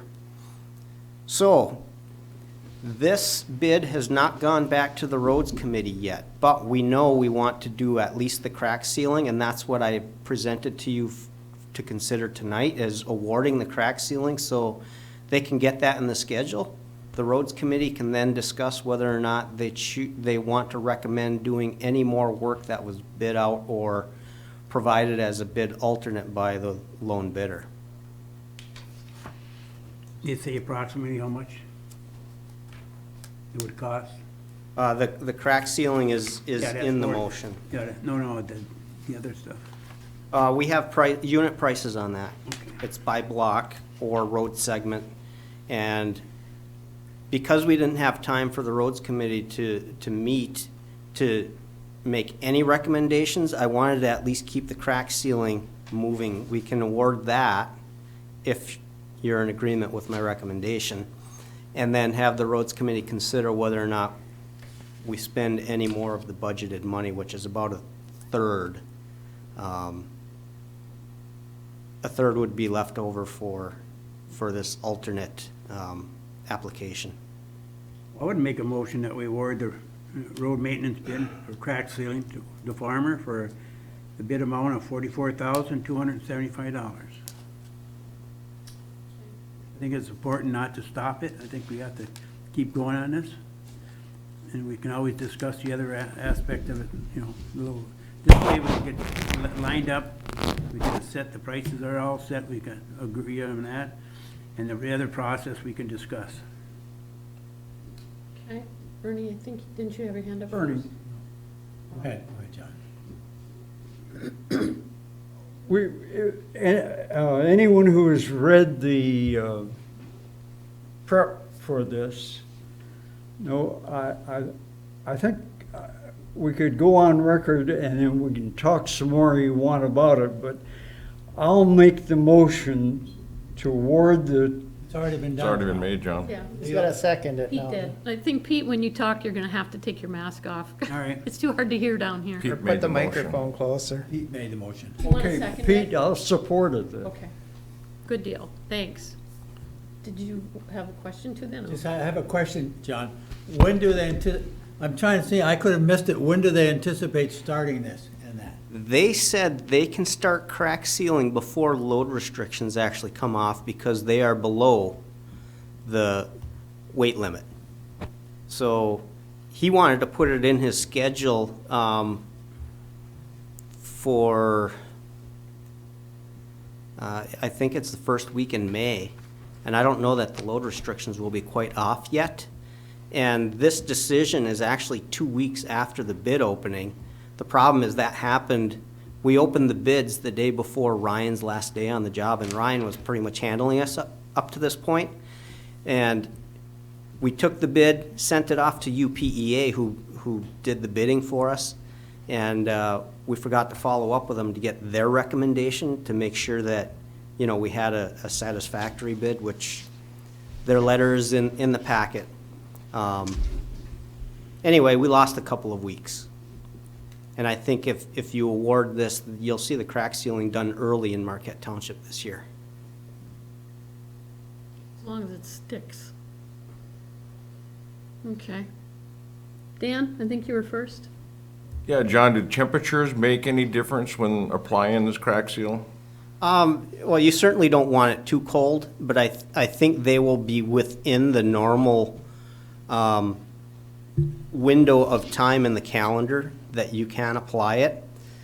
Keep in mind the material is applied hot. It will probably cure a little bit quicker if they're applying it to a colder surface, but they're not going to apply it in 30-degree weather anyway. So they're going to wait for nicer days, probably 50 degrees and up, before they crack seal. And I've seen roads crack sealed in those same conditions just in the fall. So I think it's fine. The key is the road has to be dry and warming in order to crack seal. Pete? I was talking to a supervisor for a gas company, and I've asked about the prices of gas for the summer and that and fall. And he just said that they're looking and discussing it. They're looking at, might be close to $4. So anything we can do for, it's going to contain the fuel in that, the cost of anything. But let's get ours in there. They can get started on and get it done. Okay. We have a motion and second. Anything else? Okay, all in favor? Aye. Opposed? Thank you. All right. I don't know if you noticed or not, but Andrew and I switched the agenda up a little bit so that we could consider the bylaws for roads and recreation committees. This did come up last meeting, again, it was a meeting I missed, but our attorney has made some recommendations in light of not wanting to turn people away. This is nothing statutorily required, it's not legislatively mandated. These are board committees, these are our bylaws, so we have that flexibility to be able to make some adjustments. And the recommendation is to make them so that we can have additional rec or road committee members. Roger, do you want to add anything? Not really. I kind of covered it in the attorney report to some degree. The changes are noted in red in what was listed in the board packet. As I was looking over the board packet prior to the meeting, I did find one typographical error that I've already had my secretary fix. There was a "the" missing in one place in the roads committee ones. The changes in section 1 in both of them, I had not seen these before specifically. Sometimes when there were minor changes made, they wouldn't cross my desk.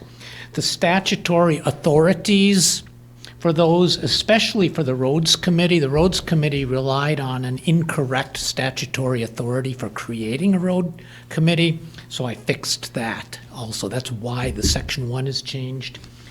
And the section 1 in the other one, in the, I just think I found a second typo. In the Recreation Committee, in any event, was just a statutory reference to Michigan compiled laws rather than the public acts, because nobody among the general public refers to public acts for the most part. They refer to Michigan compiled laws, which is what the MCL abbreviation stands for. So that it makes it more publicly readable and usable as well. Okay. Randy? Yeah, I've reviewed these, and actually I did talk to the attorney about this, so I would like to move to accept to amend the bylaws of the roads and recreation committees, because they're just minor changes, basically expanding them to 7, not more than 7 and not less than 5. So basically we're not turning any volunteers away that would like to help, so. I'll support that. It's all right to do them together? Yeah, because there's just minor changes in both. Okay, that's fine.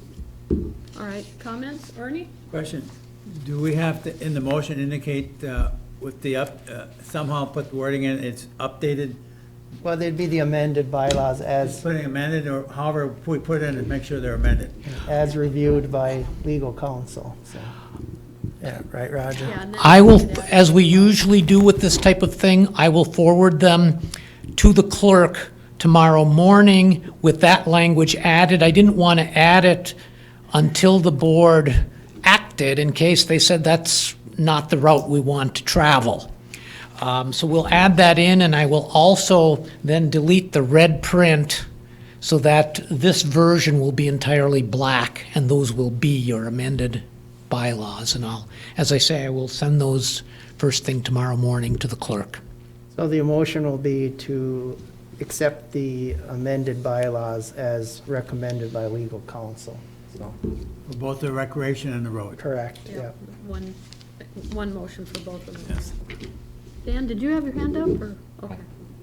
Must have been this thing. Pete? Roger, what's a quorum for the, something like that? Just for the road committee, that's all. It's the same for both. We made them consistent because they weren't consistent before either. That way it's easier for the two. Is it 3 or 5 for the road? It's a majority of total members comprising the committee. So, right now, you have 5 members. If you have 7 members, it will be 4 members will be a quorum. If you have 3 members, it's still going to be 4 because that's a majority of the total number of members that comprise the total committee. And those members need to be present in person. The quorum must be present in person. Additional members may participate remotely as long as they can be seen and/or heard by the public and each other. But the quorum must be physically present. Right now, I would put I'd do the recreation, but I wouldn't do the road because we won't be able to have any meetings. Actually, you have somebody else who wants to join. Yeah, but one wanted to get off, so that'd give us 3. We don't know when that person would be leaving. It's the majority of what you have now, Pete. Yeah. So if you have 3 members, then it's 2. And remember, as a board committee, I it's didn't not, have to know ahead of time, so. it's not, having the quorum to make a recommendation isn't as necessary, right, Roger, from a board committee? Because you don't have the authority that we do, or the planning commission does, or one of our other, DDAs or something like that. But in order to have a meeting, you have to have a quorum. And then you have the chairman and the secretary and the treasurer. I mean, chairman, vice chair, and a secretary, in which we don't have that right now. So I'm serving as a vice chair because I was a vice chair before, so. Yeah, maybe I misunderstood the question. If you have only 4 members, then it's 3 for a quorum. If you only have 3 members, then it's 2 for a quorum. This is not a state mandated committee. Like, for example, the Planning Commission is going to be different, and the ZBA is going to be different because every township is required to have a Planning Commission and a ZBA. A township is not required to have a Roads Committee or a Recreation Committee. Those are optional things that this township has determined are very important committees to help them. So it's a majority of those who comprise the committee at that point in time. Similar to if a committee member died, then instead of 5, now you've got 4. Same principle. It'll work out, Pete. Oh, I know it will. But I don't want somebody to come and say, oh, you don't have a quorum, you can't have a meeting. Well, you better shut up before the French comes out. Tell them come see me, I'll tell them. Okay, so we have a motion and a second. Do we have anything else? Any more questions? Okay, all in favor? Aye. Opposed? Thank you. We've got that taken care of.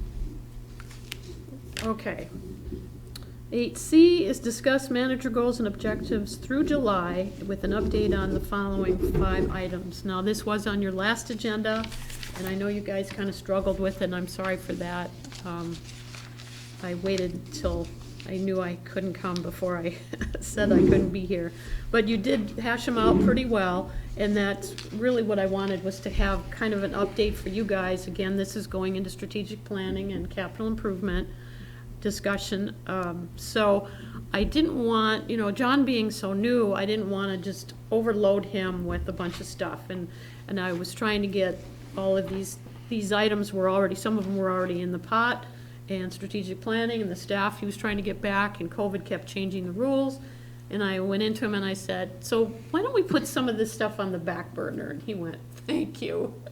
So that's why I wanted to kind of give you guys an update to let you know where he was, so that you didn't think he was sloughing off, and to kind of give him in writing stuff that he was kind of focusing on, where he was through that. So if we work at strategic planning sometime in June, maybe, the accountant will have our financials through June when she closes the month in July. So it'll be, into July, the end of July, before we even worry about budget stuff, because we can't do that until we have 6 good months of documentation, basically.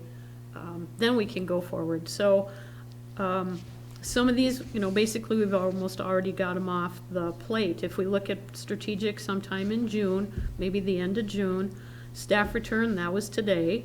Yesterday. Oh yeah, today's Tuesday, thank you. Website redevelopment, are we on for this next Friday? No? Yeah, there's just one last thing that I have to take care of with Civic Clerk, and that is the the ownership of the domain name, we have to transfer that from 906 to Civic Clerk. And I have the contact over there. We just have to get the two in touch with each other so that Civic Clerk can on Friday. Civic Plus, not Clerk. Civic, that's right. Civic Clerk is a separate application. Yeah. Civic Plus can assume ownership and go live on Friday. Now, when we do go live, all of our historic documents may not be populated yet, but they will be eventually. So, you know, the past however many years of meeting minutes and agendas and packets aren't automatically going to be there yet, because they would have, if we had them do that for us, we would have been well over our 50 free pages, and we would have had to start paying for it, so. On the website side you're talking about. Correct. So the plan is to go live on Friday. This Friday, what's that, 24th? Yeah, they wanted, the 23rd? original schedule was last Friday, we requested one extra week. Okay, then the Civic Clerk launch is what you were just saying about the ownership. No, that's actually different. Civic Clerk, Lynn, we had a meeting last week. We got a timeline implemented, and Civic Clerk should be up and running by early June. We're gonna have some training in May, and Civic Clerk will actually be integrated into our website. So the minutes and the agendas will be on our website through Civic Clerk. So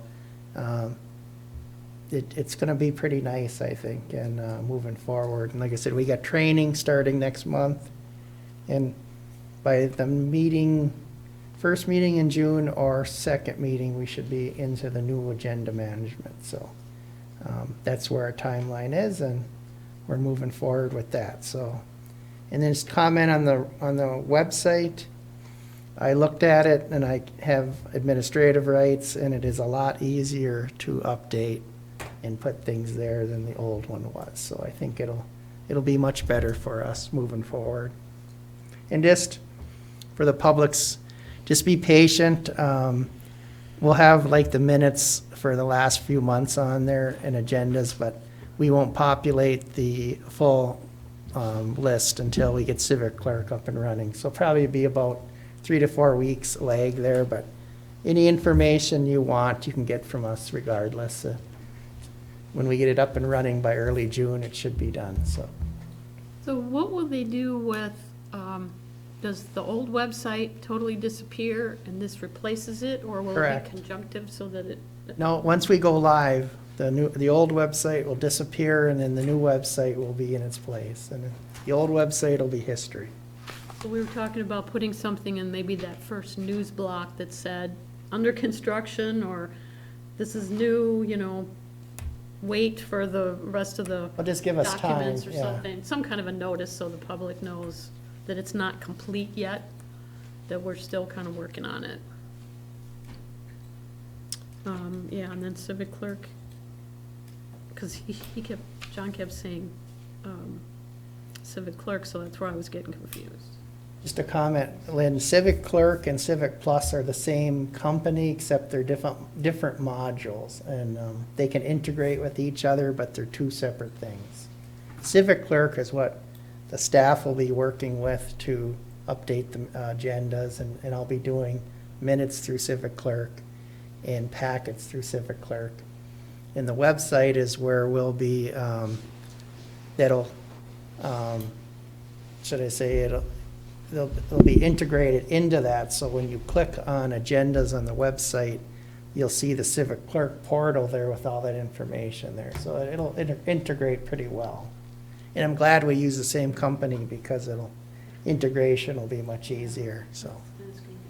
And some of the issues of trying to find things, I typed in a bunch in the sample website, typed in land and planning commission minutes and stuff like that, and it went right to it. It was just, so you could type in what you wanted, you could use the drop-down boxes, it didn't make any difference.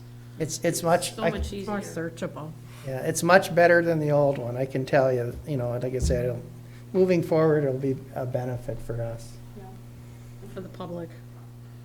Community room, AV equipment a little bit, John?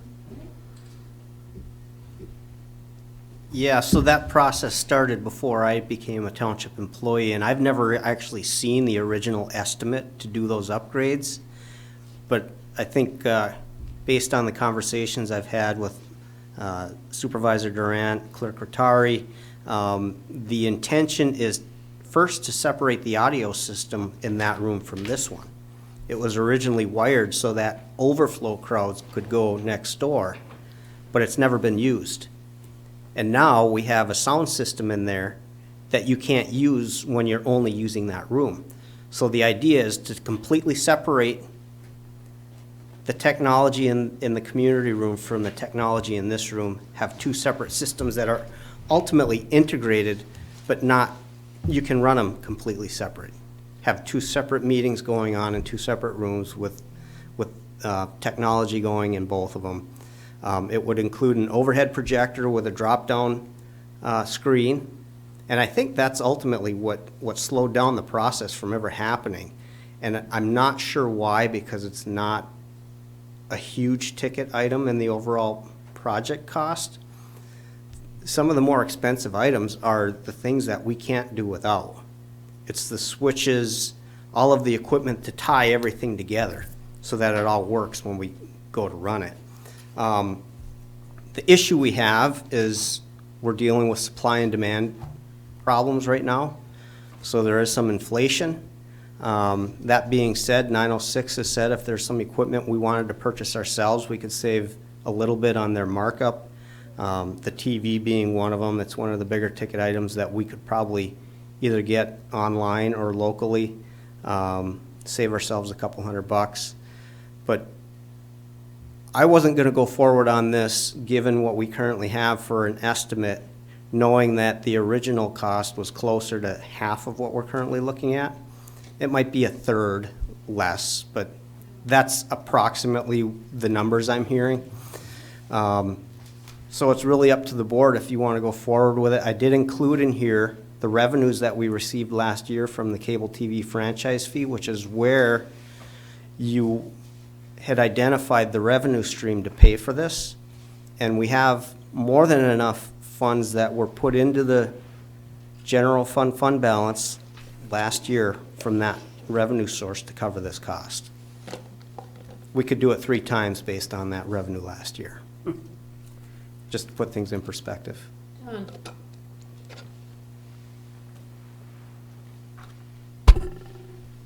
The improvements to the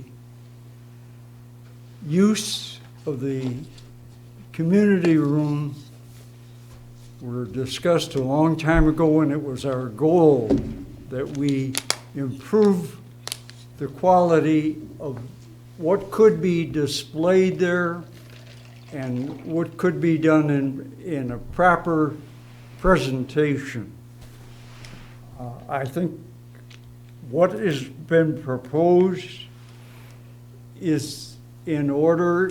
It's in play with what we had in mind some time ago. And with that, I'll make a motion to reauthorize the community room technology upgrades according to the current T&M estimate from 906 Technology. I concur with the manager. Support that, and I'll have a comment. Okay, go ahead. The manager's right, we did talk about this years ago, and probably we should have did it then, it would have been a lot cheaper, but with COVID and the way things have happened, I was told just recently that TVs, anything with chips in it are gonna be very hard to get in the near future because of the factories have shut down and such, so I think we have to move on this immediately and get this stuff before it gets very hard and expensive to get, so I really support this recommendation. And then when we get, hopefully later this summer or early this summer, when we get the community room back in use by our public, it'll be a much better experience for that. And we can actually host conferences and different things with that technology. And the manager's right, it was a nightmare trying to have 2 meetings because this meeting would be going on if we were it just does so much for the facility because we can have a board meeting in this room and not have to worry about the sound going into the other room, disrupting another meeting or an event or something. So it really makes the community, or this facility, a lot better, so. And one of the things we discovered with the last private meeting that, or I guess the first private meeting we had this year in the community room, was that because of that connection, the internet is not separate.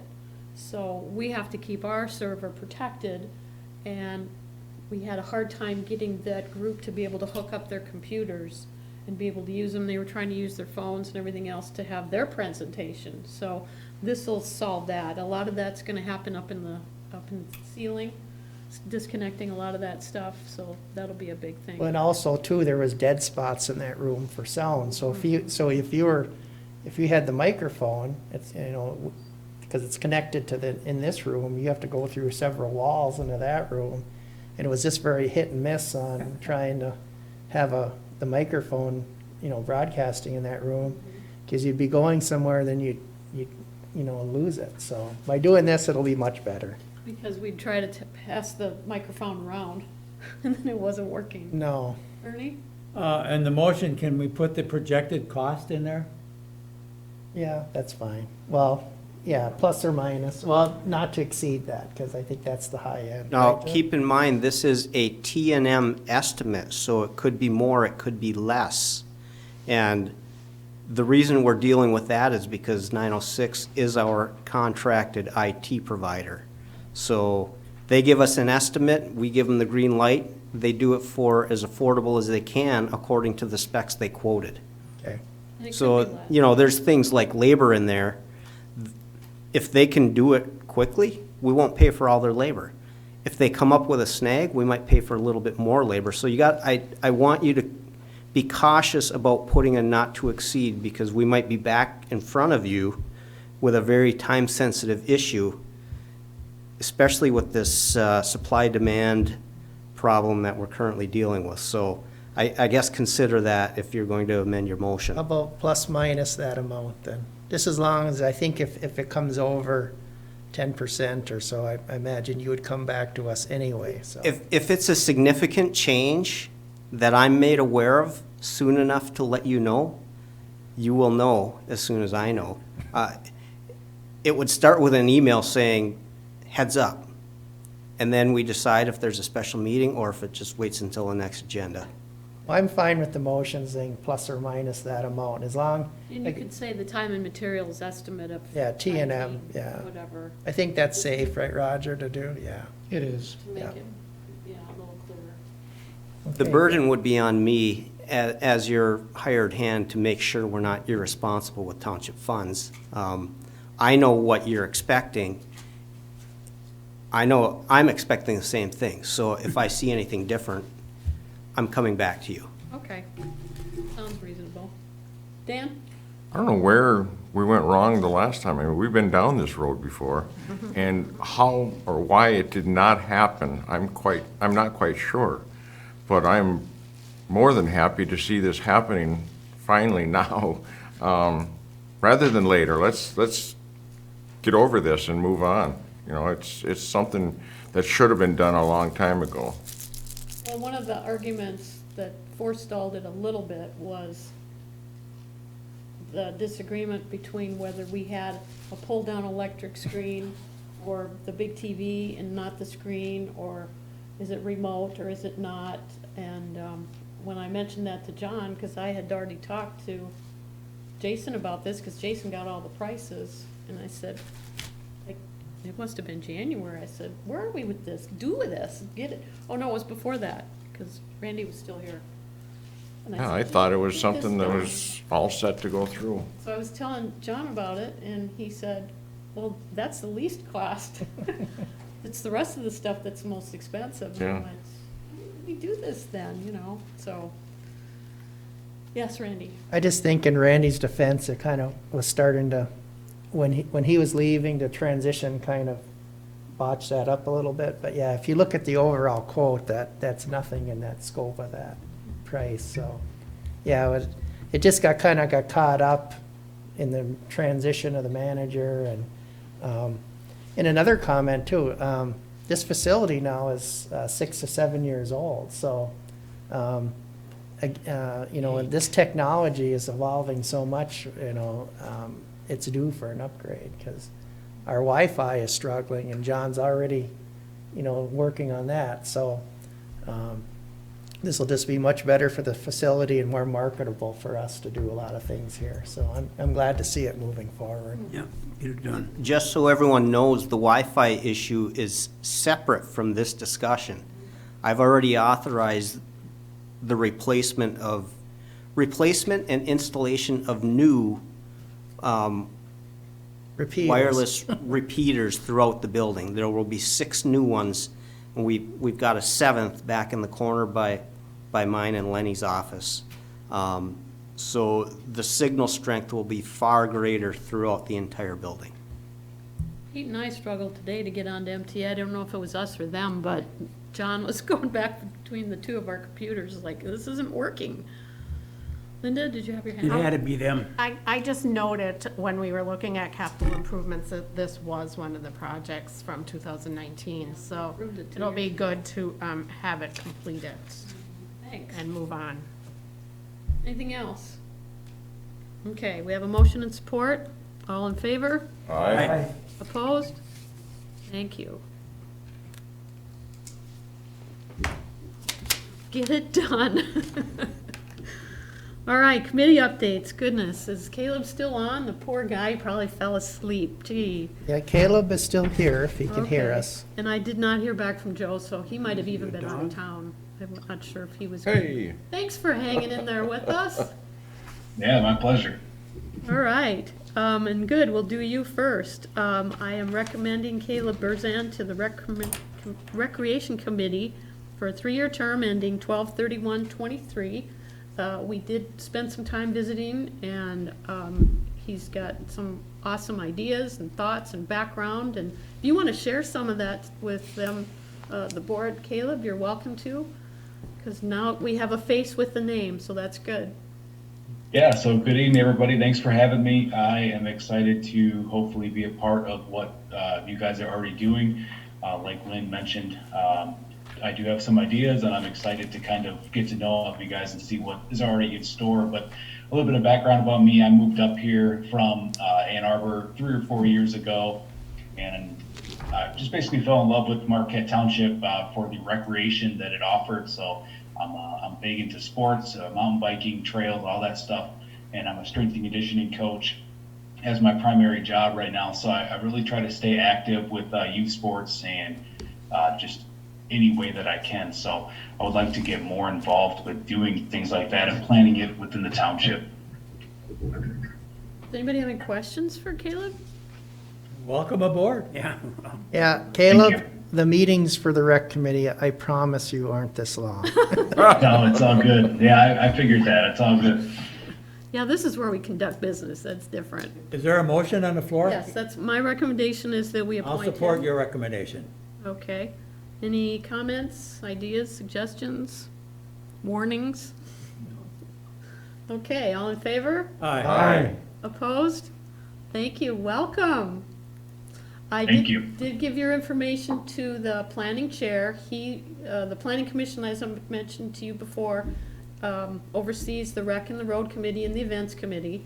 So he's got your email information, and then he should be including you for those minutes. When we get the bylaws back corrected, as you may have heard, we'll get those to you. And in fact, I think I sent you the preliminary ones, if I'm not mistaken, already. So there's some just minor changes to make sure that you could come in. Sounds great. And then if you have any issues or problems, you're welcome to come into the hall because you're a member now. And Okay. kind of see your way around so you know where stuff is. Packets, I think, are mailed. I'm not real positive anymore, but Email. Jason's your go-to guy, other than your chairman Sounds for good. that committee. And whatever you need. Okay? Thank you. Great. Great, thanks. Thank you. Thank you. Yeah, Thanks thank for you. hanging on. Thank you. Okay, that's done. So then my next one is to consider, make the recommendation that we consider the appointment of Joe Shetter to the rec committee also with a 3-year term ending 12/31/23. And like I say, Joe must have not, I did contact him, he must not be able to. He was here to start. And then Was he? Yeah, but then he left. But Okay. I'll support your recommendation, Lynn. Okay. Joe, the same thing, he's got lots of recreation background, they moved to the township, just, you know, because of that, a lot of it. He's anxious to participate. So, that's my recommendation. Any questions? Pete? I'll just say it to John, he's a very good pickle player. Oh. Okay. I told him you're our coach. Oh. Have you seen him firsthand, Pete? Yeah, Yeah. he plays about sometimes 2 and 3 times a day, Okay. and he's very good at it. Scary. But he hasn't Okay. played me yet, though. We have a motion and support, all in favor? Aye. Aye. Opposed? Thank you. Welcome, Joe, wherever you are. So we'll do that, get that information to him too. Our draft committee reports tonight, I'm getting punchy. Tonight, the Planning Commission minutes from March 24th, and then the Solid Waste Management Authority minutes of March 24th. If you guys want to zoom into that meeting tomorrow, it would be probably a good idea if you're available to solid waste. What time is that? 4 o'clock. And then the stockholders is at 5. Usually it's just the opposite. I'm not sure why they're doing it this way. If anyone wants the link to that meeting, just let me know, I'll send it to you. Yeah, they should have it. Everybody's on the list, but yeah, that Yeah, doesn't I can hurt. send it again, though, if you Yeah. can't find it. Yep. Public, do we have any emails? or We do anybody not, left? and anyone, I guess, on the screen, there's Reg and Caleb are still here. That would be our only public, but I have no emails.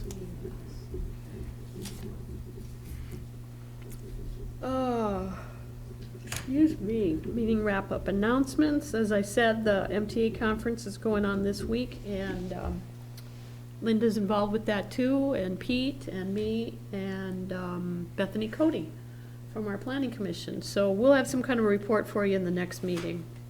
in Lynn? May. Tomorrow's the last day of the conference. So if somebody got some time, they want to stop by, I'll be in the small conference room. They got one from 10 to 11, and then they go from, 11 to 12, 1 to 2, and that's it. Over at 2, so you got an hour, stop by.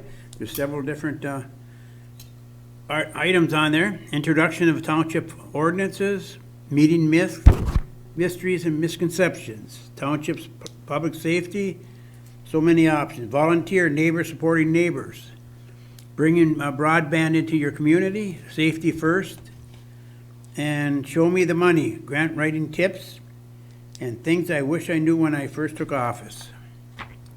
Then were the items, or the topics for tomorrow, so if you got time, I'll be in the room. I got my computer there.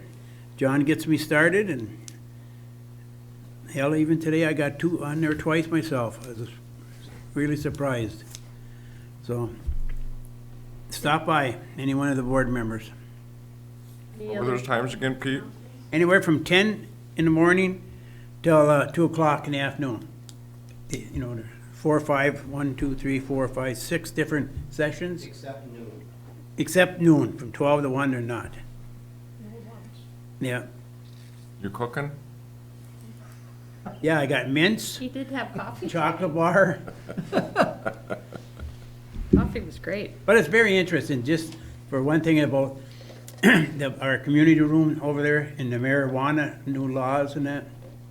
What we should do, we should have policies and all the other stuff they're talking about. And I haven't recapped all that stuff, but I want to get a copy of it and read it again. So it's very interesting and good ideas. I mean, but as I look at a lot of this stuff, you know, we're pretty ahead of the curve there, a lot of the things, so you should feel proud of yourself. This is Weed Day. We Day? Yes. To tell Pete Tell so Pete. he'll know. Oh, he said it's We Day. Weedy. Yeah. Oh. Weed. Oh, weed? I thought you meant we, like, No, we're no, doing all good weed. stuff. Oh, marijuana day, weed day? All day. Today? weed day. Mm. Oh, boy. You know, I have a hell of a time with coffee, so I don't know. I learned a little bit about Be that careful today, too. driving around. Because they all got it in the mail today. Okay, manager's report, unless anybody else has any announcements they want to share? Okay, take it away, Manager Kangas. Well, I don't want to take up too much of your time. You have my written report, and I'd entertain any questions. I think we already mentioned at least once tonight, staff is back to working in the facility on a daily basis. I would say yesterday morning was maybe a little quiet, but it was a Monday, so I think whether they're coming back from months of working from home or not, you can always expect it to be quiet Monday mornings. And, you know, by midday today, I'd say everyone was Settled in. yeah, settled in or jumping on anything that came up too. So it's exciting to me to have a full staff back at my disposal, even though they don't really have much time to deal with me. They have their own jobs to do. It's been pretty steady traffic in and out of my office, so good news. The plan is to reopen to the public. DHHS, Myosha willing, 1 month from yesterday, which I think is May 17th, somewhere in that range, whatever that Monday is. 2 weeks before Memorial Day. A lot of the other municipalities in the county are shooting for the day after Memorial Day. I want to be through that first rush before the holiday weekend. Those of you that have been around for a while probably know the first holiday weekend of the summer is when everyone wants their projects done. So I guess I kind of feel bad for Jason because he doesn't have a helper right now, but there could be a flood of that stuff coming pretty soon. So I want to be ready for it. Any questions? You kind of touched a little bit on Jason being by himself. What's the status of the position in the planning department? The advertisement expired this past Friday at 5 o'clock. We received 2 applicants. One we interviewed last Friday afternoon, and it is my goal within the next 24 hours to offer the position to that candidate. The unfortunate thing is she's a few states away, so it'll take about a month to get her here if she agrees to come. So there's some concerns I have about whether or not we can make it happen. The second candidate we just didn't feel was qualified, so. If the first one doesn't work out, which we think would be a very good fit, we'll be back to the drawing board. It could be a rough summer for planning zoning. How long do you have, did you post it, John? It was about a month, and we advertised in all of the normal places, the Michigan Planning Association, MML, MTA, Mining Journal. I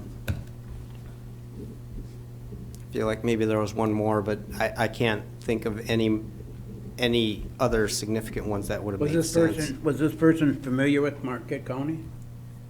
Former resident of Ishpeming, I think. So I think she wants to come back to the area. That's good. What kind of experience is this individual bringing in?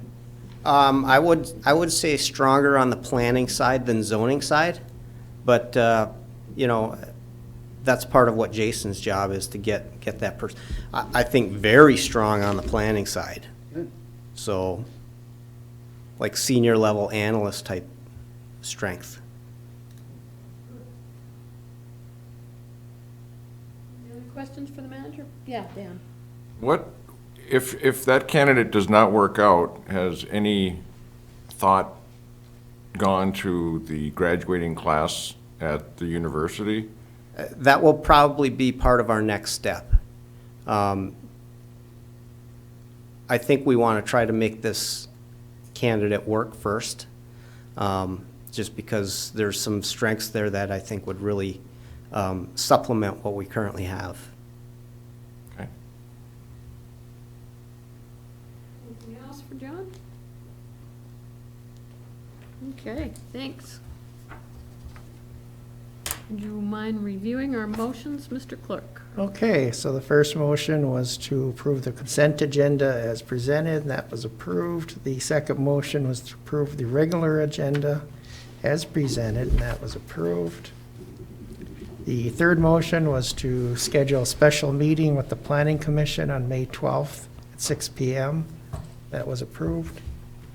Fourth motion was to approve the 2021 road maintenance project recommendation, and that was approved. The fifth motion was to approve the changes to the bylaws for the road and rec committees as presented by legal counsel, and that was approved. And the sixth motion was to approve the community room upgrades, and that was approved. And the seventh motion was to approve Caleb Burzan to the rec committee, and that was approved. And the eighth motion was to approve Joe Shetter to the recreation committee, and that was approved. And that's it.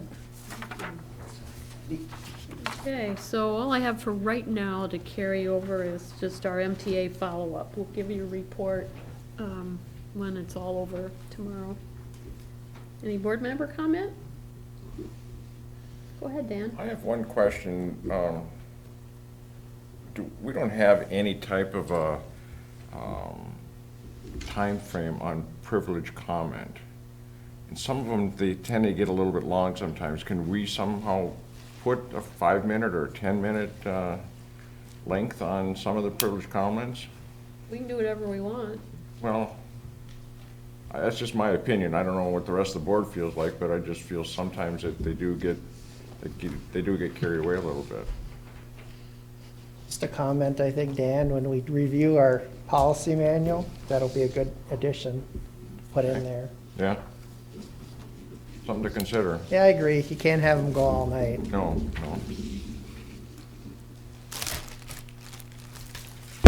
Whoops, sorry. Okay, anything else? Any other comments? Randy? If there's no comments, I'll move to adjourn. I'll support that. Okay. All in What a long favor? day. Aye. Aye. Opposed? Thank you. We are adjourned at 8:30.